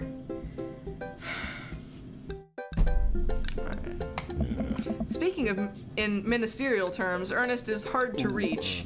In father terms, Ernest is kind of a turd. Being a cool youth minister seems like a lot of work. It is, but it's worth it. Although, sometimes I wish... Never mind. What? It's kind of silly, but do you ever wish you could just drop everything and go lounge around on a beach somewhere in the tropics, drink fruity blended beverages, fall asleep on a hammock, you know, basically live out a Jimmy Buffett song? Joseph, I think about this every single day of my life. My dream is to live in Margaritaville. One day, my friend, one day we'll be on island time. We make a couple more sales to some more church patrons. Everything seems to be going smoothly. Off in the distance, I spot my old buddy Craig. Craig! He's gonna be a hard sell. Craig's a fitness man. I think he comes to these bake sales to test himself. To see if he has the resolve to refuse processed sugar. Are you sure you're ready for this? We go way back. I got this. Craig jogs up to our table with Briar and Hazel in tow. They're each finishing an ice cream cone, so it's unlikely we're gonna sell them on brownies too. Probably won't be able to sell to the baby. She's impossible to read. It all comes down to Craig. Hey, bros. Hi, Uncle Joseph. Hi, Amanda's dad. Would you be interested in one of our delicious homemade brownies? Wait, Uncle Joseph? Mary isn't Craig's ex-wife, is she? Would you be interested in one of our delicious homemade brownies? I don't know. Tempt him. You know, Craig, if you really wanted to, you could hit a couple of these stalls and craft yourself a brownie sundae. Get some soft serve, a brownie from your good friend Tristan. Yeah, I think it probably is too, but that would be an interesting twist. I think there's a table down there that's selling freshly baked cookies hot out of the oven. Treat yourself, you deserve it. That's a tempting offer, Tristan, but I've got some chia mango pudding at home that I'm actually pretty excited about. I'm gonna have to pass. Suit yourself. Damn it. The day winds down and we're pretty much out of items to sell. Everyone starts packing up. Christy eventually comes back and immediately falls asleep in Joseph's folding chair. Boxed mix, huh? Rest, buddy. Mary saunters up to us. She looks like she'd rather be anywhere else than here. Oh, hi, honey. Yep, they're selling like hotcakes, which is actually they're just brownies. Cute. Oh my god. And boring and safe. Hey, Mary. Mary's eyes dart over to me. What's the rookie doing here? I was just hoping to introduce Tristan to the rest of the community. Uh-huh. You get a load of this freak show? What? Weird folk is all. Holier than thou types. Don't you think, Tristan? Mary, Come on. let the kid answer the question. They seem nice. They all seem like they're really excited to help out the church. That's pretty cool, I guess. Mary, can we talk about this later? Oh, am I embarrassing you in front of your new friend? You know what? Fuck you, Mary. She's a bitch. I don't like her. Joseph doesn't respond, trying his hardest to keep his cool. Can we please talk about this later? Oh my god. Sure thing, honey bear. Mary turns her attention to me. Hand over the cash. Jesus, I'm not trying to rob you. I'm in charge of the funds here. I hand over the cash we've made. It feels like a hefty wad, if I may say so myself. Thanks. Now give me your wallet. What? Give me your wallet. You think this church is gonna fix itself? Mary. I'm kidding. Sorry, I'll work on the whole pretending to be happy thing. Mary leans in and whispers to me. He's really good at it. Ooh. Mary walks off without saying goodbye. Yeesh. I'm really sorry about that. You okay? She really likes pushing your buttons, huh? Joseph shrugs. No marriage is perfect. You ready to head out? That's sad. Joseph and I load the folding tables back into my car. Christy nods off the moment Joseph straps her into the car seat. I drop Joseph off in front of his house. A small yawn sneaks out of me. Looks like I tuckered you out, huh? I'm a sleepy dad. I think I might finally be crashing from all the sugar. Ha, I won't keep you up then. Thanks for helping out today. Happy to do it. Also happy to eat brownies. Well, next time I promise we'll do something a bit more exciting and a bit less free labor. And I'm very sorry about the whole thing with Mary. You shouldn't have had to see that. It's fine, really. I know, but first hangout domestic problems aren't a good look. You barely know me. Let me make it up to you next time. It won't be Margaritaville, but we'll do something fun. Promise. I smile. I'd like that. Oh, and one last thing. Joseph tosses a cling-wrapped brownie through the window. It hits me in the face, but I'm able to catch it. It's the last one. You earned it. Joseph, please don't leave me alone with this brownie. Nope, too late. I'm already walking away. But, bye! Joseph walks up to his home. He waves at me before carrying Christy inside. Well, looks like it's just you and me, Brownie. I don't know what difference this makes. Eat the brownie now, fuck it! I force the brownie down my gullet, knowing full well that this will be my undoing. I will feel this later. I step inside to find Amanda doing homework on the couch. Hey, Father Unit. Hi, child that I'm required by law to care for. How's homework? It's really fun and educational. Oh no! I did! I promised Amanda a brownie. Oh shit. I'm a bad dad, you guys.